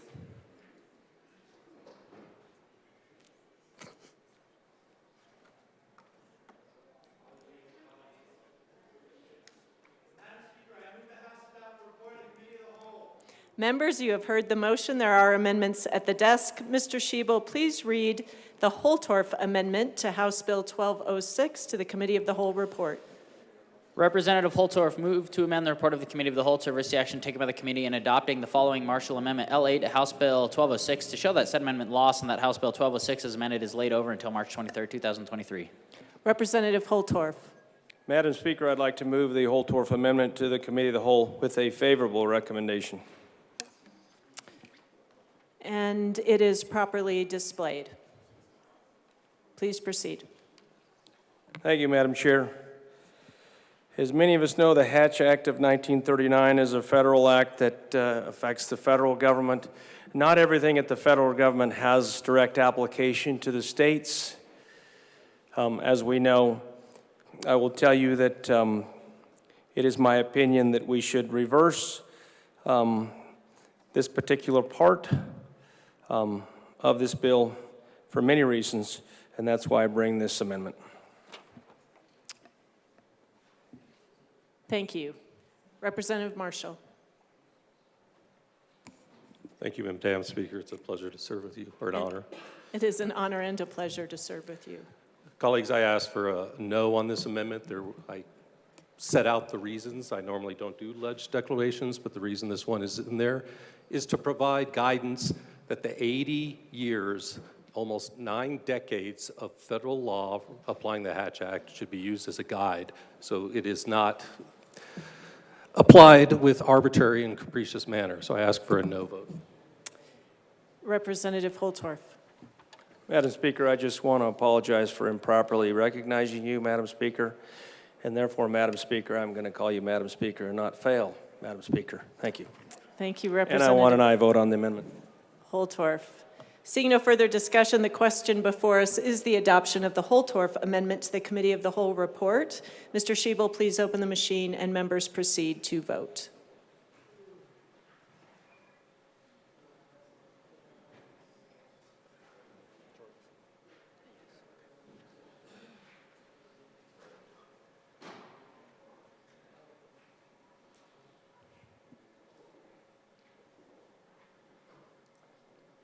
Please close the machine. With 19 aye, 39 no, and 7 excused, the amendment is lost. Mr. Schiebel, please read the Wilson Amendment to the Committee of the Whole report. Representative Wilson moved to amend the report of the Committee of the Whole to reverse the action taken by the committee in not adopting the following Wilson Amendment L10 to House Bill 1206 to show that said amendment passed and that House Bill 1206 as amended is laid over until March 23, 2023. Representative Wilson. Thank you, Madam Speaker. I move amendment to the report of the Committee of the Whole for Amendment L010 and ask that it be displayed. It is properly displayed. Please proceed. Thank you, Madam Speaker. It is clear that this bill has some issues, and we are seeing grayer and grayer lines between what is federal responsibility, state responsibility, county responsibility, and municipal responsibility. These entities are separate for a reason. We need to keep them separate. I ask for a yes vote on this amendment. Representative Marshall. Thank you, Madam Speaker. For the previous reasons set out, I ask for a no on this amendment. Seeing no further discussion, the question before us is the adoption of the Wilson Amendment to the Committee of the Whole report. Mr. Schiebel, please open the machine and members proceed to vote.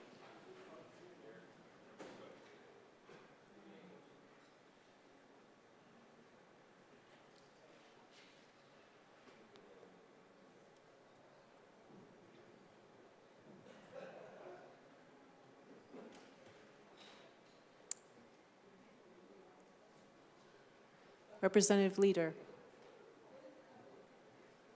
Please close the machine. With 19 aye, 40 no, and 6 excused, the amendment is lost. There are no more amendments at the desk. The question before us is the adoption of the Committee of the Whole report. Mr. Schiebel, please open the machine and members proceed to vote.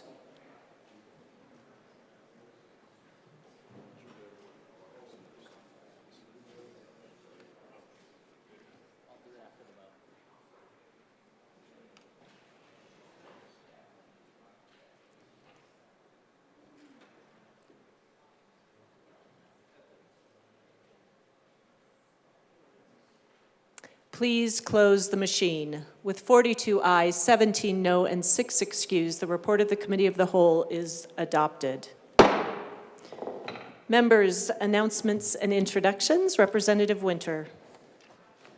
Thank you, Madam Speaker. I'd be remiss if I didn't give my fact of the week out of my district for Egg Week. So in my home county of Los Animas County, our economy, especially in the eastern part, reflects its pastoral and agricultural heritage.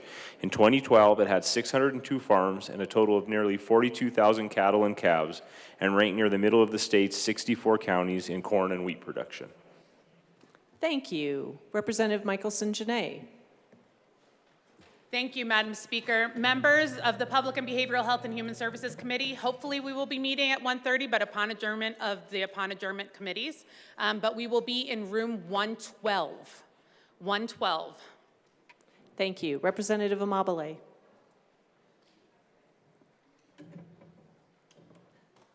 Even though you're tall.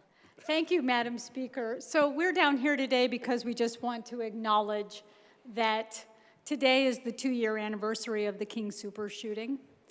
And we are, it's been, I don't know, depends on how you look at it, either a long time or a short time or both. But our community is still reeling from that, and we will never be made whole.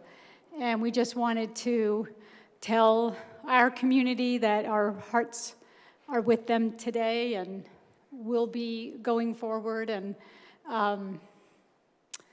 just, that was really it. So, and I think other people maybe would like to speak to it too. Representative Brown. Thank you, Madam Speaker. In Boulder County, we have been deeply affected by the loss of our loved ones.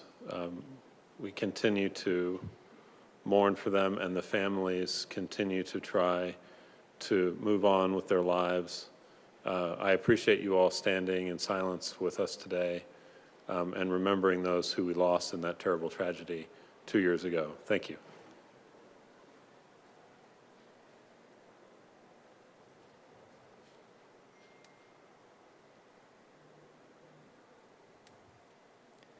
Thank you, members.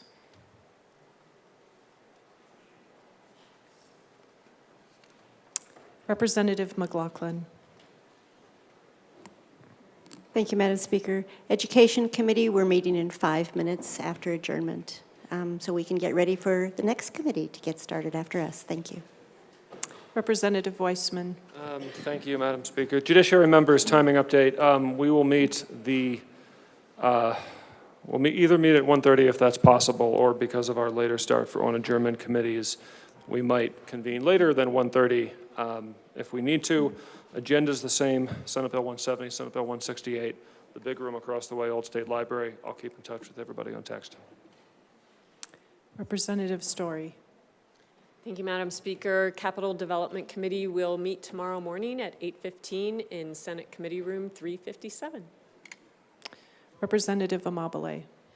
Thank you. Business and Labor will be meeting in 5 minutes downstairs. Representative Mabry. Thank you, Madam Speaker. Members, I just want to call attention to why some of our colleagues stepped out earlier today. Yes, this is the 2-year anniversary of the shooting at King Soopers. Today, there was also a shooting at Denver East High School. 2 staff members were shot, and while we don't have all of the details, this is really tragic in light of the fact that students of East High School walked from East High School to fill these halls to tell us that we need to do something about gun violence. They are sick of dealing with active shooter drills. They're sick of going to school, being afraid for their safety. They came to tell us that they lost a student within the last year. And now, again, just a few short weeks after being here and filling our halls and asking us to do something, these kids are impacted. I'm texting a constituent of mine who has a student at East High School, making sure they're okay. She said that her daughter is checking on her friends and making sure that they got out of the school. But I just wanted to call attention to that and hope that we all think about the fact that these events keep happening. Thank you, Representative Mabry. Representative McCormick will replace Representative Gonzalez-Gutierrez on the Public and Behavioral Health and Human Services Committee for today only. Representative Brown will replace Representative Judah on the Public and Behavioral Health and Human Services Committee today only.